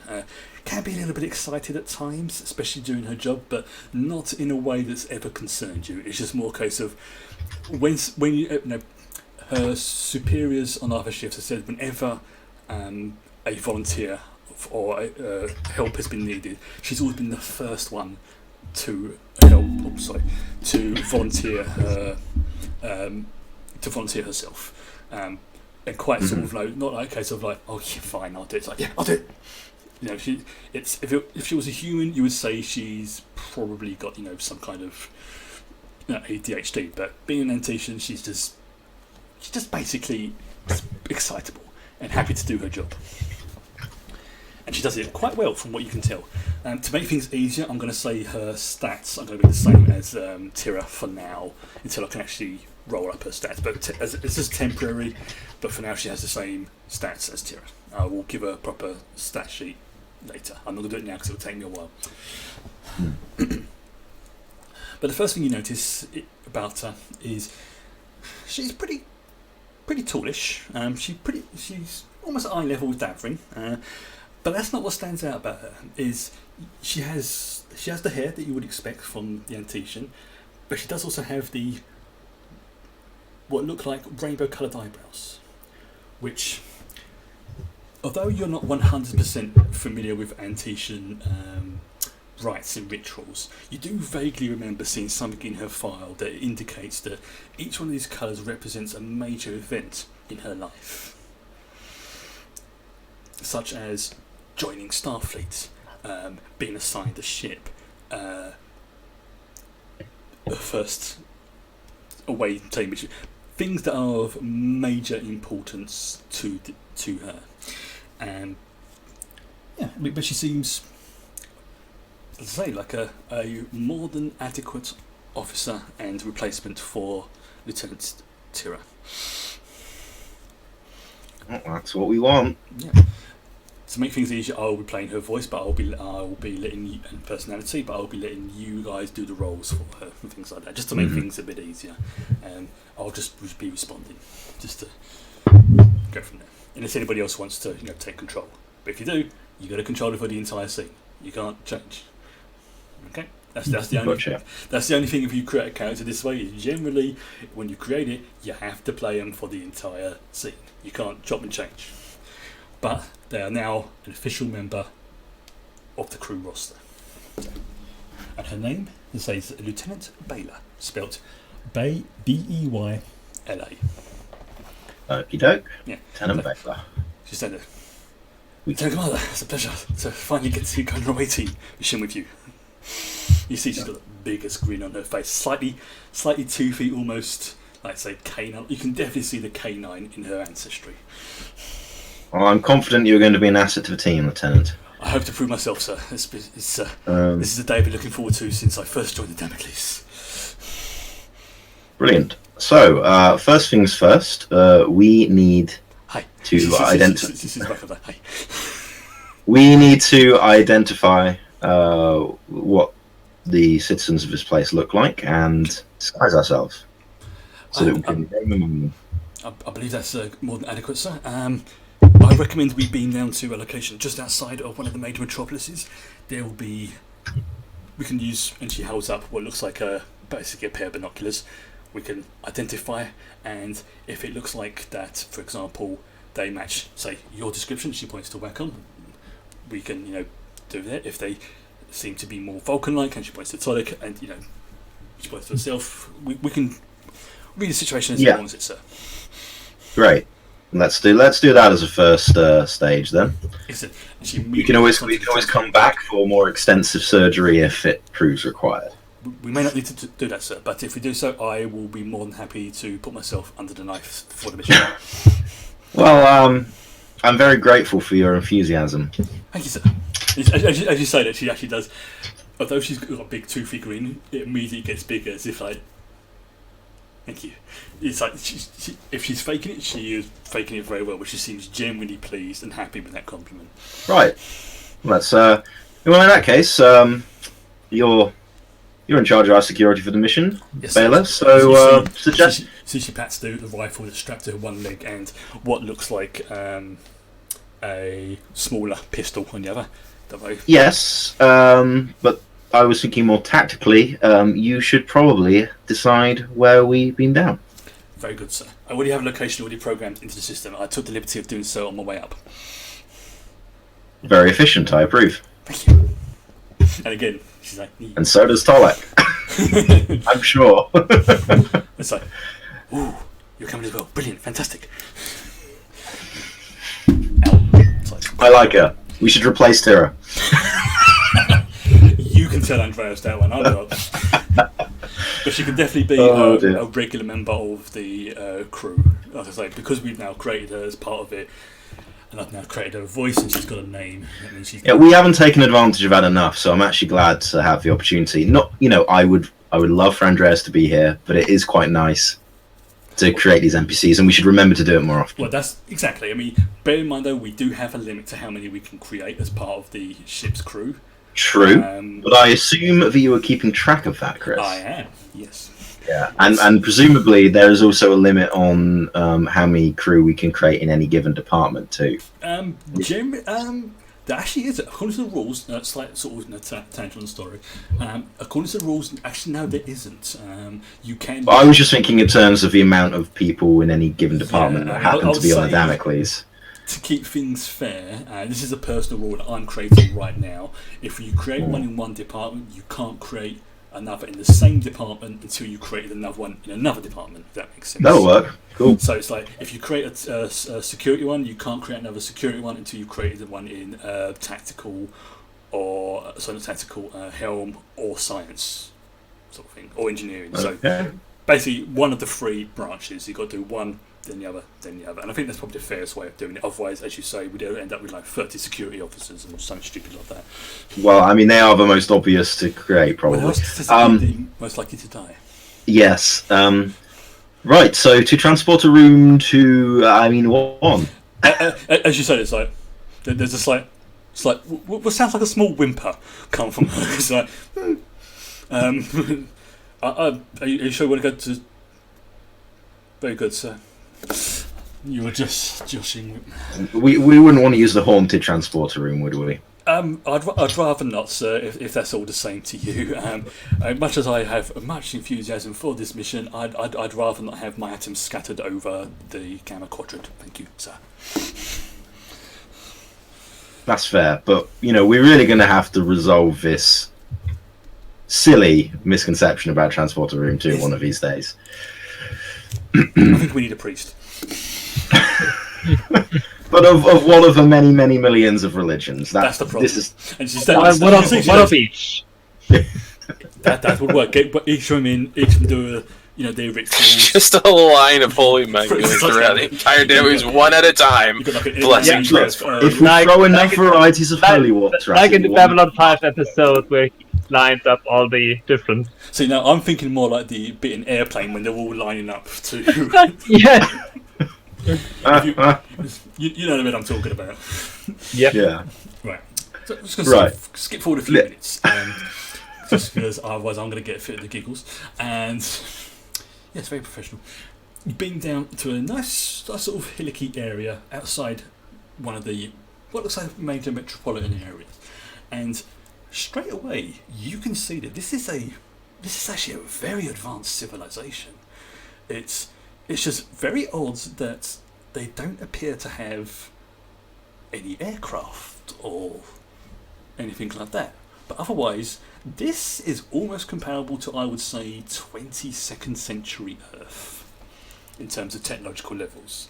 So it's not Okay. it's not fully up to Federation standards, but it's definitely within that level where, under other circumstances, they would probably be welcome to join the Federation because it wouldn't be that much of a technological leap, if that makes sense. Right. They just have to get that first rocket up. Right. I didn't ask you earlier, Chris. I asked about how long it would take for the anomaly to pass the planet. Okay. But what about how long it's been affecting the planet? We could have worked that out, I'd right? say you probably have done that whilst you're waiting for everyone to turn up and Baylor to arrive. It looks like it's only been affecting this planet for, based on your calculations and information from Tolek and everything, you say it's probably been affecting this planet for probably about the last year or so. Give or Okay, take. so that by itself doesn't justify. Well, it might justify the lack of planes, but You don't know. yeah. Okay. It's yeah. I mean, you can't get an exact calculation as to when it happened, but around about a year, give or take. Well, can we use the ship's scanners to try and detect whether there's any sort of aerial transport hub, i.e., an airport? It'll take a few minutes, but I mean, the Damocles scanners can very easily pick up that sort of information. I'm not even getting to roll for this; it's so easy. From what you can see, there doesn't appear to be any airports. Okay, so the fact that they don't fly is probably unrelated to the fact that they shrink and grow. Yeah, it's you're not. I mean, you're seeing like trains, you're seeing roads or their equivalent of them, but you're not seeing any airports. You're not seeing any spaceports. You're not seeing even satellite dishes or anything like that. That is interesting. Yeah, it's just Okay. for whatever reason, this particular planet has not gone up. Okay, so Lieutenant Baylor, Yes, sir. what do you see through those wonderful binoculars of yours? What does Elwin I see? You see it's like drop down and immediately sort of scuttle to the edge of the hill, and it's like does the scan, zooms in. Also, lots of population. I'm trying to get a scan of them now. They do seem humanoid, mostly speaking. There's a few differences between them. I mean, but I would say if I didn't know any difference, sir, I would say they are definitely humanoid humans or some derivative of. Okay. They So have. all of us here could potentially pass. I would say. And so- except yourself. So there's one. Whilst I truly believe that you three could, and she just points to her rather obviously canine-looking face. It's, Yes. I won't be much use on this mission, sir. If that's the case. If you Okay. I can stay here and provide cover, and you see that this rifle she's got, it looks like it might be one of the ones that can be used as a sniper rifle. What's called it, a Mark III or Type 3. Basically it's a rifle. It's obviously a rifle, and Okay. so she could at least give covering fire, but that's probably the best that could happen. Right. Well, we're here. We can. The majority of us can potentially pass as Yep. citizens. Yeah, I mean obviously the band around the head, usual thing. We may as well Back on. take advantage of that and go into the city and see what we can learn. But don't worry, Lieutenant. There's every chance that we may need to come back, in which case we can take the surgical approach. Understood, sir. I will patrol the area and keep a low profile. Please do. Actually, no. That's bad. If you need help, I can run pretty quick. I actually got a gold medal at the sprinting Olympics for. I remember what the damn for. I forget. Well, good runner. It's good runner. Yeah, good What a runner. goal! Just a good runner. She's a good. Yeah, just okay-ish. You know, even it was a gold at the mediocre Olympics. well, no, it was what do they call it? I don't know what's the word. Not the. It won't be the Olympics, but she definitely got gold in her academy days. Right. So she's very fast and on her feet. You think Davrin probably read that on file, but probably forgot. Yeah, so he's like, "Oh, okay." Yeah. Yeah. Yeah. It is mentioned on my file, sir. It's Yes, and I remember everything about every crew member's file because I am a very good officer. So you're on Overwatch, and that's a very important duty. One moment, I'm. This is going to be. I'm going to say command and control role, please, to make sure that you can bullshit your way through this. I shouldn't have said anything. I should not have said anything because now I'm going to be caught in a lie. Opened It your was mouth entirely too many unnecessary. times. Trills, brilliant. man. This is going to be a 2 for this one. Come on, daring, you said, yeah. Yes, command and daring. It's basically to sort of. Can you convince her that you were telling the truth just then? Probably, but I don't care enough to spend the momentum on it. Fair enough. So, yeah. She just looks like goes, you must be quite busy, sir. I mean, obviously you've not really been first officer for a long period of time. Quite true, You see Lieutenant. she legitimately looks a bit downcast. That's very true, Lieutenant, but I promise you I will refresh myself on your file the moment we get back to them, please. Thank you, sir. She looks. You pretty much metaphorically kicked a dog here at this point. So, as that. Oh my god. I do it in real life too. No, I wouldn't. Disclaimer, no, he Everyone doesn't. at home. I wouldn't kick a dog. I'm not. Commander No, I wouldn't. Davrin, literal dog kicker. Dog kicker John. Oh man. That's kind of. I know. I should feel bad, and perhaps Davrin does, but as a player, I'm actually quite. I imagine Tonic is just. Oh man. Fine. So, how are you free disguising yourself as you're heading towards the? Well, I reckon Davrin. You know, I mean, his could be just like a skin complaint, right? I mean, he might be treated as though he's a metaphorical leper, perhaps, but he's not.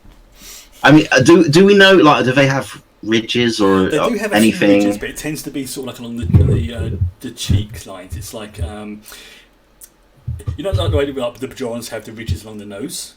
This is more kind of like along the upper cheeks. It's like So they have ridged mutton chops. Yeah, let's go with that. Let's go with. Oh man, they got mutton ridges. Yeah, oh they no. got button ridges. We never encountered these species again, so why not? Right. Well, I mean, we should go via what we might call suburbia and try and gain access to some clothing, like beanie hats or whatever. Yeah, that can, there is actually you know. there's clothing hanging up on what looks like washing lines. Oh man, Federation crew stealing from washing lines. Yeah, This is where we're at now. There was a few animals, you know, like a dog-like creature with a slightly weird-looking nose, but. No. Darren's making a mental note to replicate some more clothes and return them later. We could just scan them, send the patterns up to the Damocles, have them replicate it, and transport them back down for us. That's a fantastic idea. Because I don't really want to go stealing someone's shorts. If the dog's actually convoluted. legitimately watching you, it's like. It's not barking, it's just sitting there looking at you going. I just like the idea that there's the three of us just sort of standing there, scratching our chins, staring at these clothes on the line, and going, how do we do this? Whilst you're being stared at by this dog, it looks a bit of a derpy type creature, just like. It's not barking, it's just staring. Okay, it does seem to be staring at Tonic a little bit more than you two. But to be expected. I mean, he's a very handsome Vulcan. With the slight ginger streaks in his hair, and the fact is Tonic actually wearing any shoes right now? That's a really good question. Because you said he took his shoes off earlier. Is he still going native with regards to the shoe wear? Yes. Okay, that's fine. That's going to be really painful. Maybe not, because if his feet are a little bit still altered from before, orangutans, if you look at their feet, they're pretty much like pans. They are in effect, they're like forearms in effect. And they're quite what's the word? Not padded, but they are sort of leathery, aren't they? Yeah, they're quite leathery. Yeah. They're like a dog or a cat's paws. They're used to stop walking on stones and sticks and whatever. I would say whilst it wouldn't be uncomfortable, it's definitely It's different. It's different. Yeah, it's a different sensation. It's not uncomfortable. It's just different for Tolek.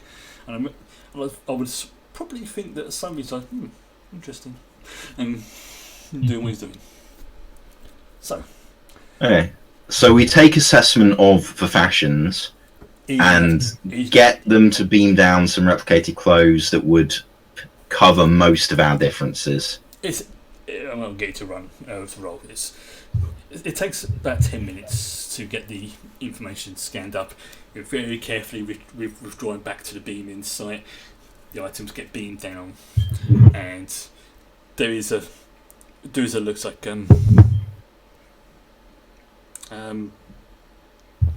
did you want me to stay here, sir? I want you to keep a very close eye on us in that rifle, just in case. She immediately pulls the rifle out. You see, as you're talking, she's like, But as you know, we do not shoot to kill unless we really, really have to, and we do not pull the trigger unless there is no other choice. Very good, sir. You see, you know that. As she's holding the rifle, you see she's got some pretty good, as most security officers, trigger discipline, fingers off the trigger. So, not until I command it, or it looks like the shit has really hit the fan, I'm not in a position to command it. I set it to a stun mode, sir. You see the power level. Okay. Goes into the. What you. And I'll try. Hopefully it won't kill them. I'll trust your judgment on the fan shit hitting situation. Answer, sir. Okay. She's like. And she occasionally sort of sniffs the air. Like the way a dog would when it's like. You can say immediately into like. Oh, you're still here. Yeah, sorry, that was fascinating. Anyway, onwards. Yes, sir. It's very sort of.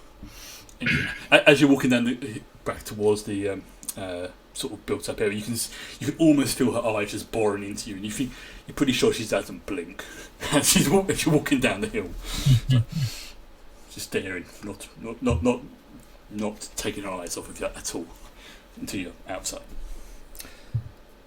As you start to explore the city, and it is obviously a city, you do get a couple of odd looks from the local population, but not to a point where everyone's sort of panicking. It's just like, and they just sort of walk away, leave you to it. Right.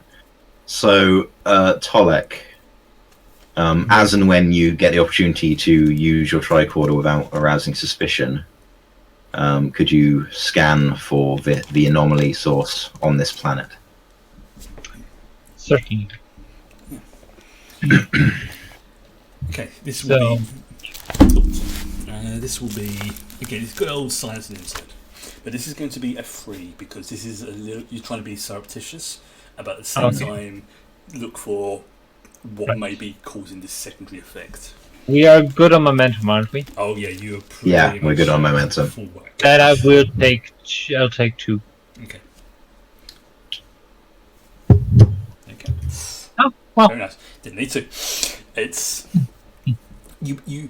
As you're scanning the surroundings, you start to get a hypothesis and an idea as to why maybe this planet has not developed flight. It's it's difficult to put into words because I didn't really think this out.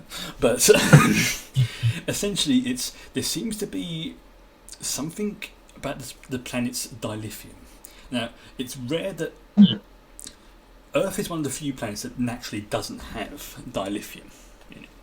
It's one of the reasons why it took so long for Earth to achieve faster than light travel, and even then, as the Phoenix, Zephyr Cochrane's ship, only literally managed to achieve warp flight for practically 30 seconds, if that, and it used up, I think, all of his fuel that had managed to be scraped together over the years. Now, there's no way a second flight could have been done if the Vulcans hadn't been encountered. But you believe that this dilithium, if this was actually ever used in warp travel in any way, shape or form, would probably cause the ship to explode. It's a very... Although, whilst it's in the ground, it is stable. As soon as any antimatter particles are injected into it, as is basically the way the warp core works, this will pretty much turn the dilithium into a bomb. Fascinating. And as long as it's sitting in the ground, it's perfectly fine. It's just a curious crystal. But as soon as any matter thing is injected into it, the whole point behind dilithium is to focus and channel that energy.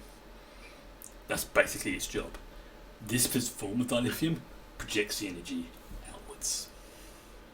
Right, and that energy projection is what's interacting with the sphere from above somehow. Yes, it's because it's. Okay. Yeah, I just made that up on the spot. So don't look too heavily into the science. It's TV sci-fi show science. We don't have to do too much about how it actually works. If in doubt, Q did it. Yeah. But yeah, you believe that in conjunction with that odd anomaly, the two together is what's called. What you think's happening, Todek, is as this dilithium on this planet is passing through that spatial anomaly, it's actually causing that pulsing effect that normally goes out to go inwards. And as it's going inwards, it's shrinking the planet and everything on it. So the planet has quite a lot of dilithium in it then? I'll say it has a reasonably high amount. Not enough to make you sort of just go, that's a lot of dilithium. It's pretty much a standard sort of amount that most planets with dilithium would have, in the same sort of quantities as maybe, I don't know, say silver, that kind of thing. There's enough scattered throughout the planet that it pretty much covers the entire planet. Okay. Yeah.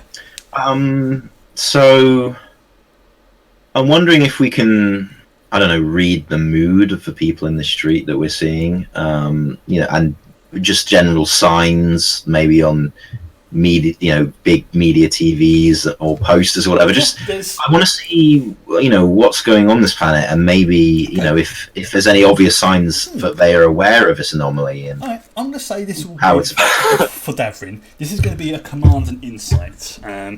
And now, Tolik, I believe you've got a speciality in xenobiology, correct? That is correct. So I think you can assist in this one to read more sort of do these people seem afraid? Do these people seem agitated? Are they sort of pretty chilled?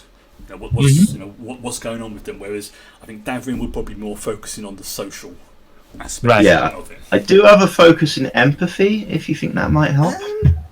I'm going to say yes, because you're trying to sort of say, how are these people feeling? Are they panicking? Are they worried about the fact that from their point of view the universe keeps expanding every so often and then shrinking and back to normal size and stuff like that?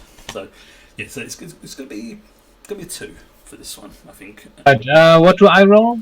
Inside you said I'll spend a moment. This I'm going to say is going to be science and reason for this one, because you're trying to sort of use your more logical side. Ironically, does that make sense? Complication. Yes. Now, again, for anybody who doesn't know, a complication. Generally, the way it works is threat is my momentum, in effect. So I don't use it too often, but when I do, the players start to panic. But essentially, whilst the players, if they want to make a particular roll can modify it by momentum, or if they want to bring something in that isn't featured in the scene, like they might say, they may not have mentioned that they brought along a particular type of tricorder. You could use momentum to, in fact, go, here it is. It basically allows as the name suggests, the story to move onwards without too much faffing around. And fret is my version of that. When a complication occurs, I can either then make things weird, or I can take a threat. But what I'm going to do is instead, I'm going to immediately take this as it is. I'm going to have the complication in effect happen now. So in effect, I'm taking the threat, using it to create what's about to happen. Okay. So it basically sort of cancels out, kind of. So glad you helped, Tolek. You're welcome. Now, as Tolek is standing there, how is Tolek disguising the fact that he's a Vulcan, just out of curiosity? Because this will come into play with what's about to happen. Well, the shops should actually be there with his current look, and he will be wearing as Spock did in Star Trek 4, he will be wearing a headband. Excellent. There's a little symbol on it as well. Yes. Brilliant. Now, I like to think that Tolek probably isn't used to wearing one of these headbands, and as he's standing there talking to one of the NPCs who gave you a bit of a funny look, seeing this dark-haired, ginger-haired mix of a person with sort of slightly olive skin that all Vulcans have come out to him, just gives you an odd look, but it's like, fine, I've seen worse. As he's talking, the headband starts to slide down and then fall off. Oops. The NPC, which seems to be sort of if you have to use human terms, probably sort of middle-aged kind of guy, just looks and goes, Huh. You must be one of them aliens then. What? Yeah. Aliens? Yeah, we've been getting lots of weird shit happening over the last few years. People visiting, universe getting bigger. Oh, that was the first time that happened. That one was shit myself. But yeah, it's been a while since we've had anyone. But you're a new type. Pointy ears, odd coloured hair. Could you elaborate on that? On what? The alien visitors? Oh yeah. And it's sort of like he gets out what looks to be sort of like a pipe or something. It's like, yeah. So funny thing is, about 10 years ago, I can remember this happened. It's we start getting these weird creatures arrive on this planet. It's like, there was one of them that was like, armor plating all over himself. There was one with like ears, not like yours, sort of like down side of his head, all weird ridges. God, smarmy bastard he was. And then one of them, which admittedly was a pretty cool trick, turned into liquid. Now that was cool. Can you do? Can you turn into liquid? For fuck's sake! Can you turn into liquid? I cannot. Oh, that's a bummer. Oh well. So I'm asking, why are you here? Yeah, that's a really great question. Since our cover is depth, but obviously not. We discovered the strange occurrences involving your planet and wanted to investigate the cause. Oh. Yeah, we kind of figured that out already. There's crystals that grow throughout our planet. Right? We have no idea what the flip they're used for. All we know is they make things explode when we do try to use them. So we've just don't bother. I remember this out from my old school that something like 300 years ago, one of our scientists found this weird pink thing in the ground, ran a charge through it, thought, oh, this could be good, and you see that crater over there, and you can see in the distance there's a noticeable crater. It's a bit old, it's a bit overgrown. You see there's a few buildings now built into it. Go, yeah, that's where his lab once stood. That was how big a crystal?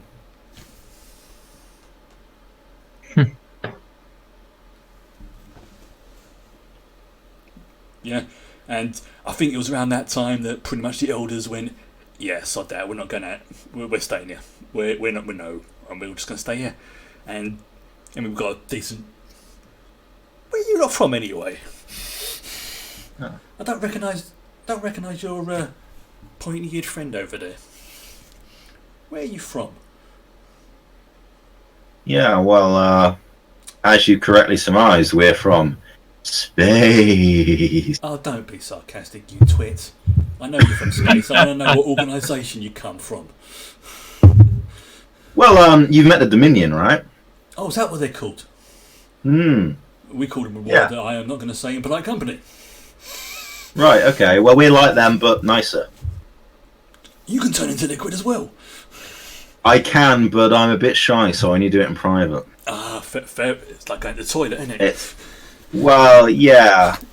Actually, I mean, it's more of a mating thing. Anyway, we won't go into it. I'm not going to judge. It's not my place. So when the other ones arrived, that was like a mating dance or something. Yeah, I mean, if you saw one, I reckon they may have been in, to be honest. Oh dear.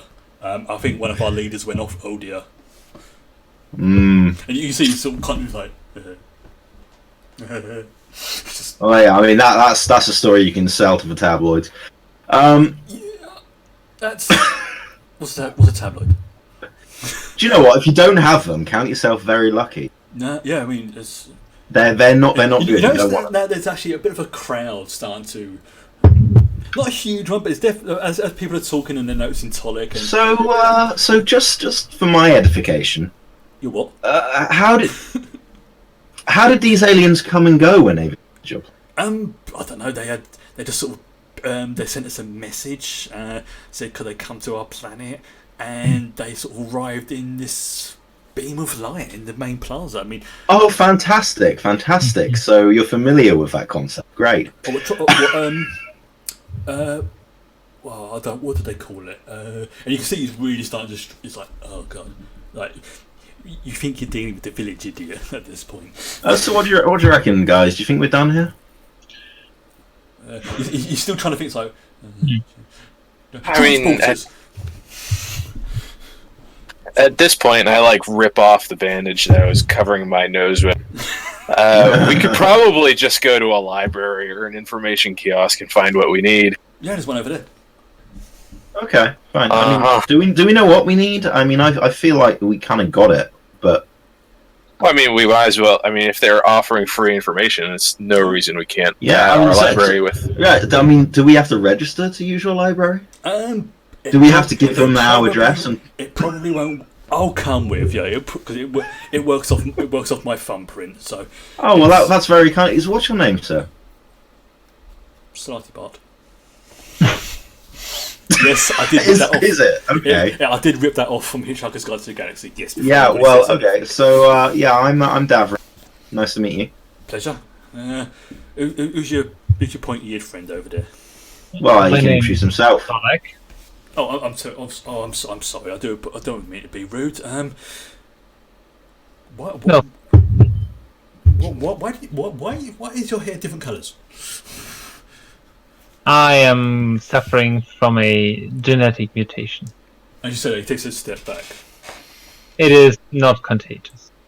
I'll stay over here if that's all the same for you, alright?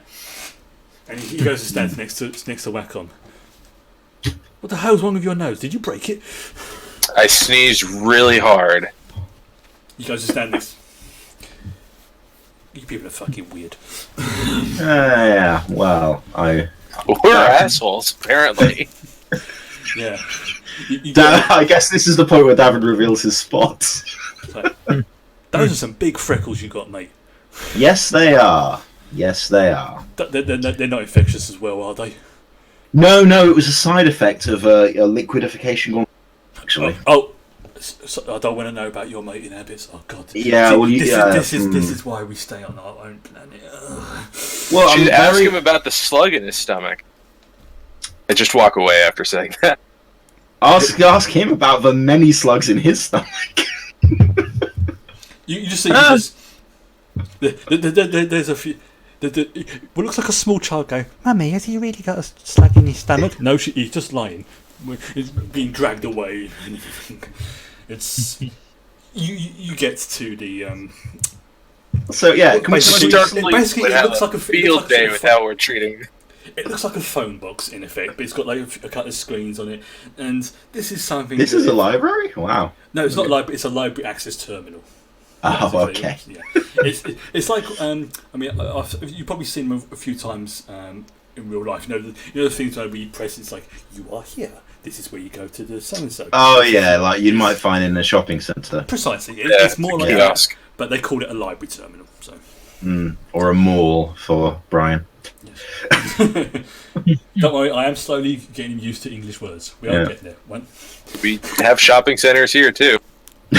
Oh, of course you do. Anyway, carry on with the story.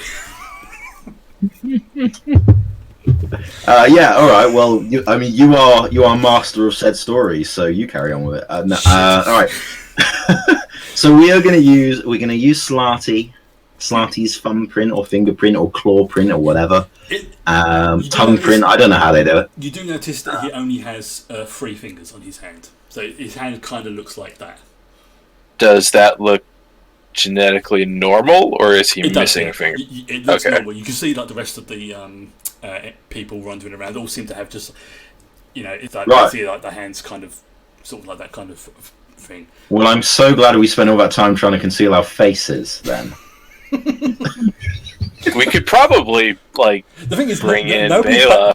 Nobody's really batting an eyelid. It's I mean, if they like, some of the children are pointing like going, but that's about just a sort of. I mean, if they've seen Jemadar and Founders, I think and they're over it. I mean, they are over it, but we are new, so we probably want to get this done quickly before media show up. Mm-hmm. That is fair. Yes. So in fact, you think you can actually see in the background someone talking on what looks like not quite a mobile phone, but definitely a stick-like object up to there and going and looking in your direction and going, "Hey." Yeah. Right. And they're looking at your that guy. Yeah. That guy knows what a tabloid is. Mm-hmm.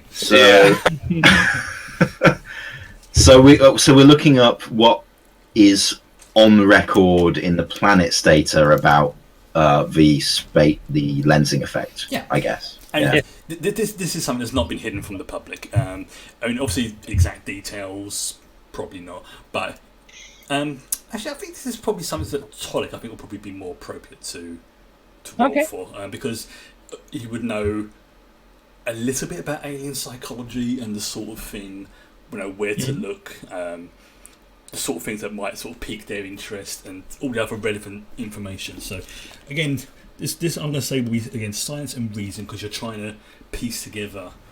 Right, and the way I'm rolling today, you just want the threat minute.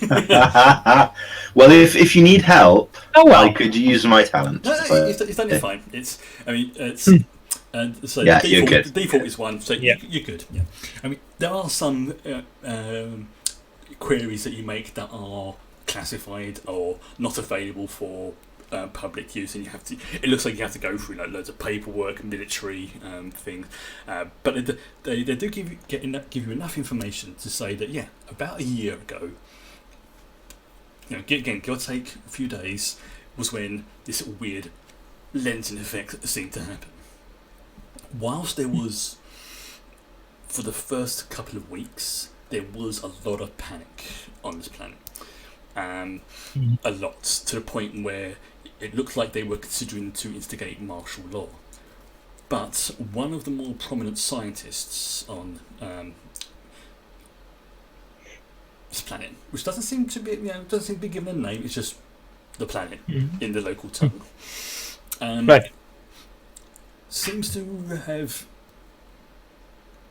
released I suppose you call it like a research paper or something to prove that as this effect started and sort of got more intense until over a matter of weeks, that within 2 years, by their reckoning, it's your data being a bit more accurate, knows it's going to be about 9 months. Obviously, they say within a year to 2 years, this effect will be ended. It's not going to affect us. It's just going to make the sky look really weird. And after the first probably month, things seem to calm down.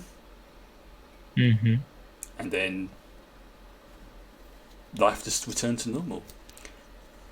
It's from what you are able to ascertain from their back history, yes, they were visited a while ago by the Dominion.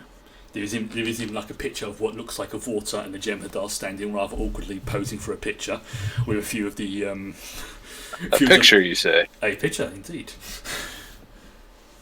A few of the locals sort of standing there, all sort of going around going... "Ugh." You get the impression that this planet seems to be pretty laid back in terms of things. Nothing seems to bother them. I was going to say, have we found Planet Australia? Pretty much. This is... You know what? Screw it. That's now what it's called, Planet Australia. Because it doesn't have a classification on the list, but now in the records, this is now going to be called Planet Oz. Yeah, it's they're reasonably advanced technology speaking. They are aware that other species exist, obviously even before the contact with the Dominion. They just don't care. They're perfectly happy to live on this planet. They seem to have found a rather nice balance between technology, population growth, and resources. They've got replicator technology. They've got pretty much, let's say, most what, even though, say, the Federation, say, about 100, 150 years ago would have had. But they just don't have flight. They don't have warp travel. Mm-hmm. But in all other respects, they are... as I say, they would be... you're not breaking any Prime Directive rules by speed here, let's just say that. Tolek, can you find statistical data on health issues? Just so we can confirm that there are not any sort of biological side effects to this reaction. I can run a search, which I will do. Okay, you're gonna need to scan one of the locals to do this. Well, is Slarky buggered off? He's still standing up to one side, just giving. He's definitely giving Wacom the stink eye with a. He knows his aliens and he's kind of fascinated, but at the same time he's trying to keep away from you. At the same time, you know, like when a kid is hangs around like he's trying to look, but not look like he's looking. That's basically what he's doing. He's like, occasionally will be, what are you after? No. Telek would just send him, pardon, would you hold still for a moment, and then he... What are you going to do? I will perform a medical scan. It's not going to hurt, is it? It is not, and I will not have to approach you too closely, so you do not have to be worried. Do I need to... And he starts undoing his shirt. Do I need to get... Telek has seen that done wrong once. That would not be necessary. Oh, okay, fine, fair enough. And he dramatically throws his arms up. Scan away! I'm going to use a momentum just to make sure. Oh! Wow! Lovely. Scan the crap out of it. You scan the crap out of it. He's just standing going, you can start anytime. I have already finished the procedure. Oh. And you seem trying to look over at the... is that it? Turk will actually share the readout. He looks at it. What does that mean? I have no idea. It's like, as far as you can tell from your scan, yeah, I mean, these people do have a few internal differences from humans. They seem to have what is best described as a third kidney. And their liver does seem to be overly developed. You believe that their tolerance for alcohol would definitely be higher than normal humans. No wonder that's so bring something back for Tira. And yeah, I mean, but apart from that, they do seem to be your standard. I don't want to say standard, but they've definitely got the markers that indicate that this is one of the planets that millennia ago, millions of years ago, was seeded by the precursors. There appear to be no long-term changes. It is normal that you have 3 kidneys? Yeah? Well, how many do you have? Vulcans have I think they have two. I'm gonna Vulcans have X kidneys.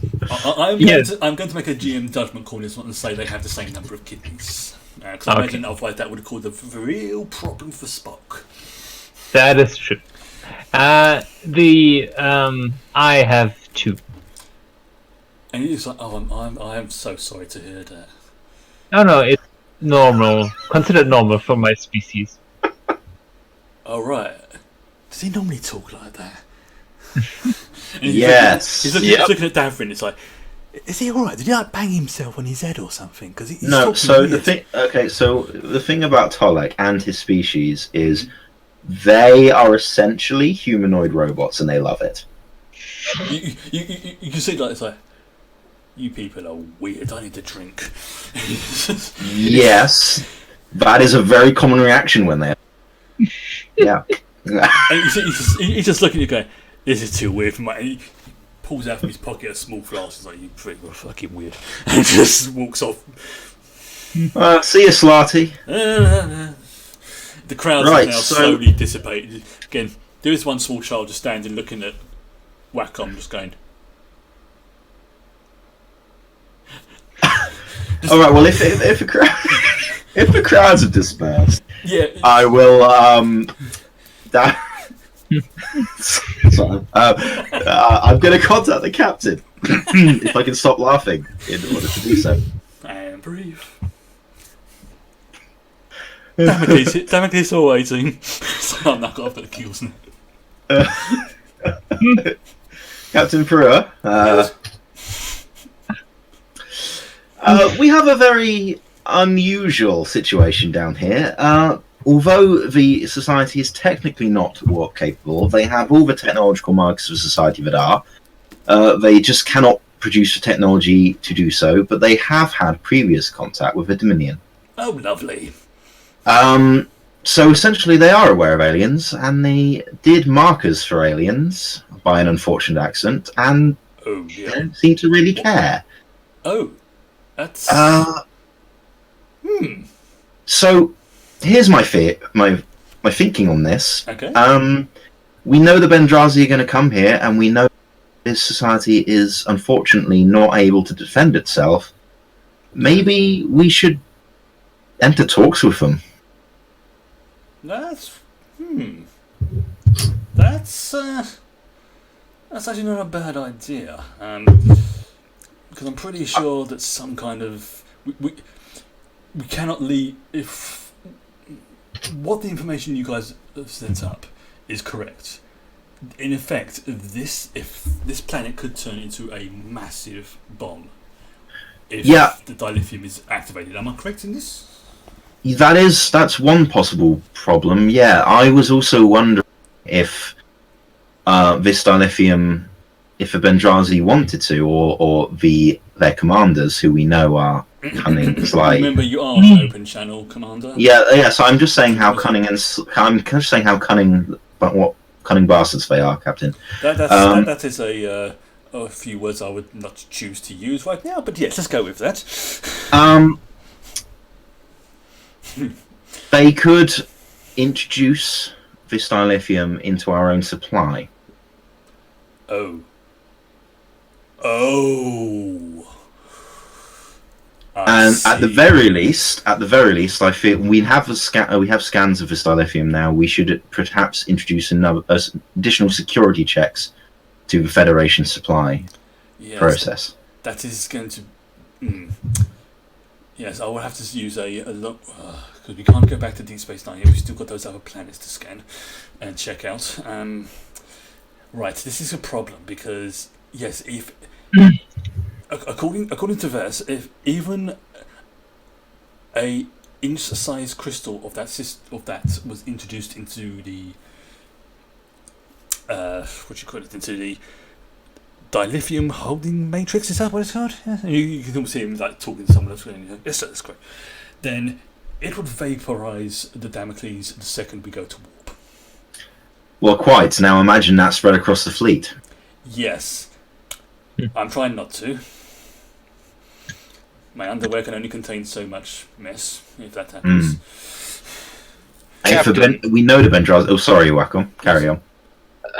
It's Lieutenant Rawl. I'm sure if Tira were here, she would introduce the idea of weaponizing this dilithium ourselves for use against the Bendrazi. You know her so well.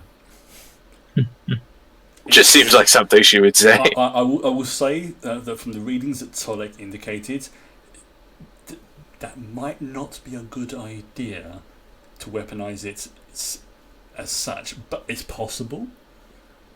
But this is something you're going to have to be extremely careful with.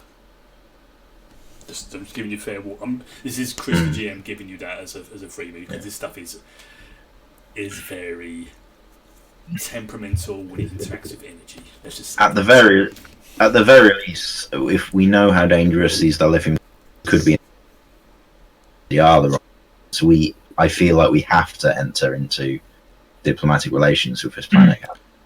Yes, unfortunately, that will take time.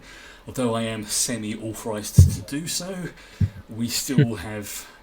Well, we don't have much. We have approximately 4.5 months before the Bendrazi find and somehow activate that Andromeda gateway. Are there any other vessels in the fleet that have come to help us? Of course. That could that have shorter routes, perhaps, that could come and. You say no. Well, congratulations, Davrin. You just reminded me that the eventing will be popping along into the Gamma Quadrant very shortly. I can send a subspace message to Captain Dax, and I believe she is more than adequate for the task of opening negotiations. However, Captain Dax, yes, she'll be great. Yes, I have met her before. She is an interesting character, just to say the least. She certainly is. Let's just say that. Very well. I'll send a subspace message to her. However, they will be. We're just going to have to hope and pray to whatever deity or higher power that. It's going to take them about a week to get here. That's the downside. Well, if we get in all of those priests that we're planning to get in for Transporter Room 2, and get them to pray for us to all of the higher powers. Sorry, Captain. That was a joke you weren't there for. Never mind. I've given up trying to understand what you lot get up to on your arrangements. Just let me know when you're ready to beam up. I think that will be soon, sir. Very good. I don't know. Do you think we should make at least inform? We have been sort of caught, as it were, by the citizens. Do you think we should at least make some diplomatic overtures for people here, inform them officially? This is something that I have to do officially. Number one, but just to let them know that we were here. Yes, it's Starfleet are going to be getting on my knuckles about this anyway. Is that right, on my knuckles? What does it mean? Instead, he's talking to someone like we believe to be Lieutenant Rick in the background. On my what? I'm not saying that. Do you perhaps mean they'll wrap your knuckles, sir? Possibly. That's not what Lieutenant Ricky suggested. Yes. Okay. He suggested a completely different body part. You foul. Yes, I'm sure. I'm sure Lieutenant Ricky did, and I am aware we're still on open channel. Very good. Very well. Okay, I think probably the best thing to do is for you lot to beam up. Don't forget our security officer you took down with. I don't know what to do. Another one. Dream of it. Yes. After all, I have to refresh on her file, which would be such a waste if we left her behind. You do realise this also means more paperwork for me. I now have to. I now have to make official first contact. This is going to be.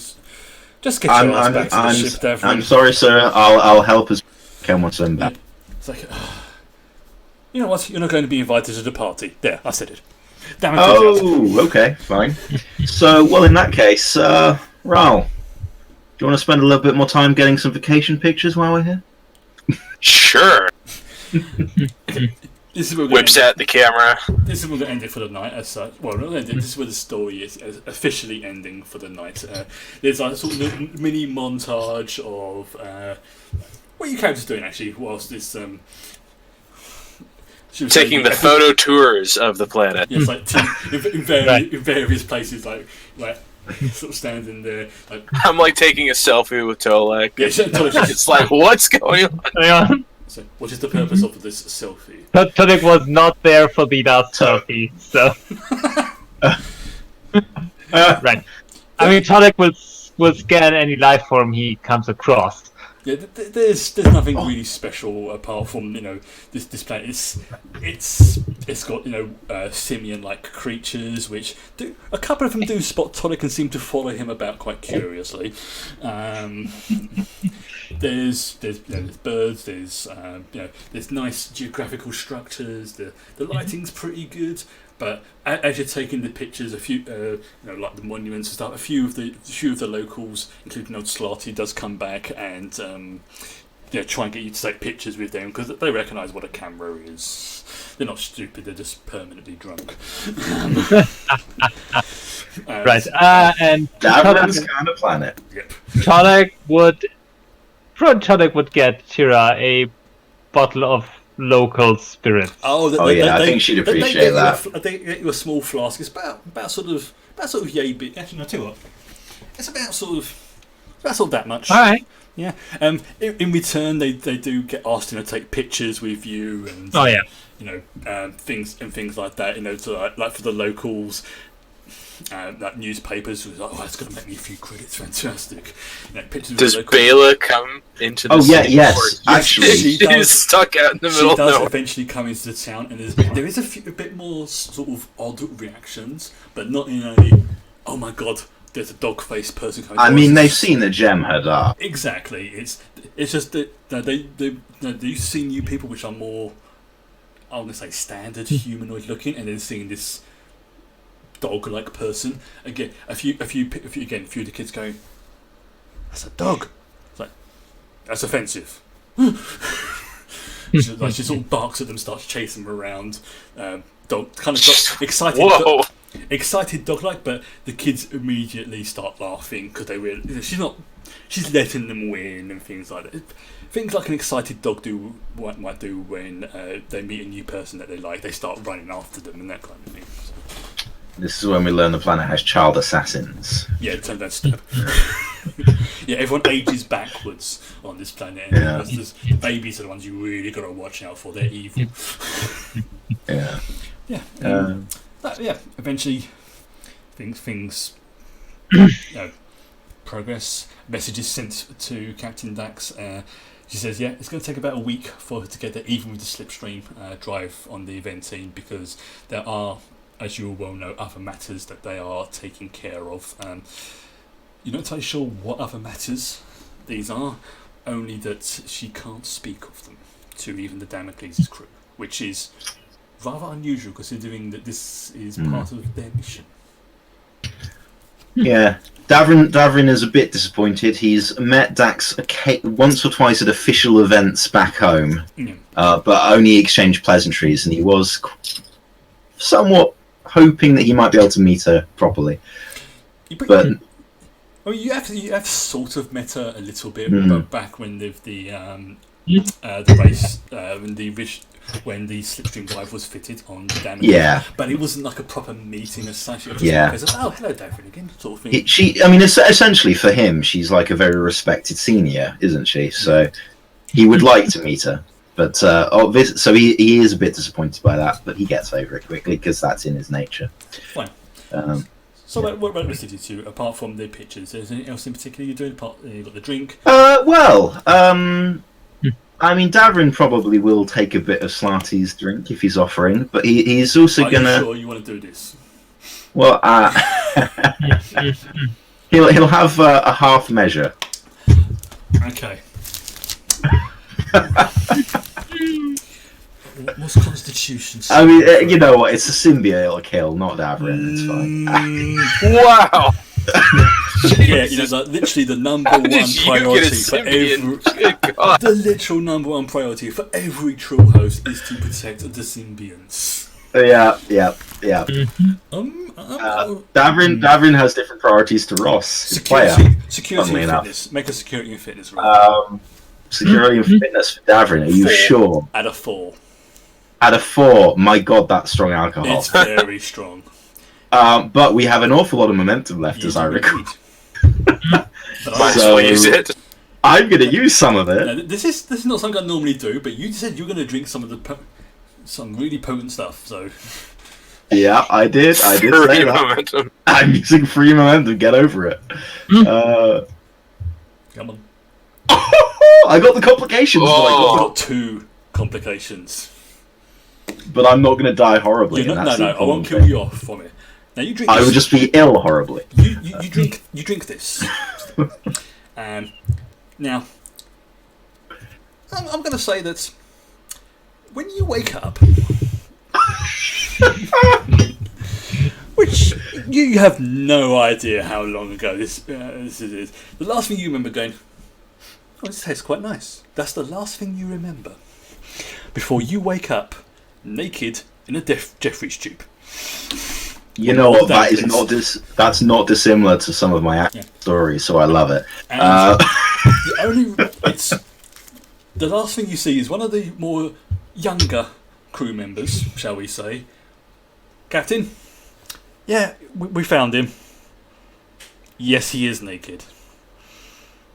I understand. Oh dear. And just very slowly, their head disappears from behind the bulkhead.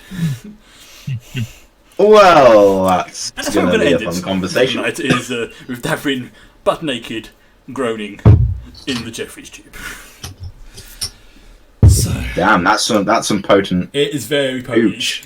You're not entirely you're not entirely sure how long you've been out, but you're getting some very bad signals from the Jean Symbiont in what can best be described as, if you do that again, I'm going to strangle you. It's going to tear itself out of my body, climb up my front, wrap itself around my neck. And strangle you. And get a new host. Yeah. There's plenty of other trills on board. Look, do you know what? The whole point of buying a trill symbiont is to experience as many things as possible. Exactly. Exactly. So, okay, we've learned we don't experience this particular thing again. Well, there we go. That's going to make whoever hosts the Jean Symbiont next just be like, what the hell happened on that planet? They're going to use their past lives to feel very, very ill and never want to experience that again. It's great. So, I'm going to end things now because I'm going to have a major fit of the giggles in a minute. So I want to thank everyone who has joined me for tonight. I do stream pretty much most days during the week. I'm still continuing Final Fantasy XIV. Getting to a point now where we're getting very close to the end storyline for that, which I've been doing some dungeon runs, which has been quite fun. Once that's done, don't know what's going to happen. But in the meantime, I'm going to sign off. And as I can say, live long and prosper. Live long and prosper, Live long and folks. prosper. And good Thanks for night. watching. Wrong button. There we go.